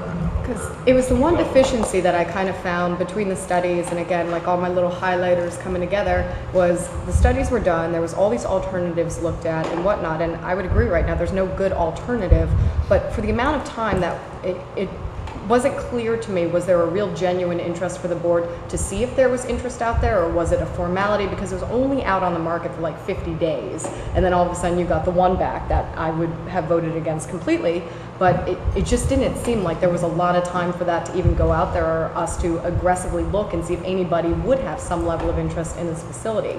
So if we're already at 76 South Orange Avenue, by the way, lease agreement looks perfectly fine, but if we can make that move in transition and allow the asbestos abatement to occur and allow some of the exterior things to be worked on as we keep that out there, just for our due diligence, because it might be a game changer. Well, I mean, you can have it out there. Do I realistically think that, I mean, hope springs eternal? I don't know. Sure is. If somebody's going to come in and buy it, okay, now that the asbestos is out, but it's still not renovated, and you're going to obviously hold them to, I would assume, them not demolishing it, and they have to restore it, Sure. maintain it, etc. But then the flip side is then where we go, and then we got to find a site and build a building, and Yeah, but what we wind do up know spending that more money. what we do know that we have available to us is 76 South Orange Avenue. So a lot of those decisions could be made as we're moving forward with the building, doing the asbestos abatement, working on the exterior of the building. It's just really a question of, is there any harm in keeping something out there to see if something does pop up?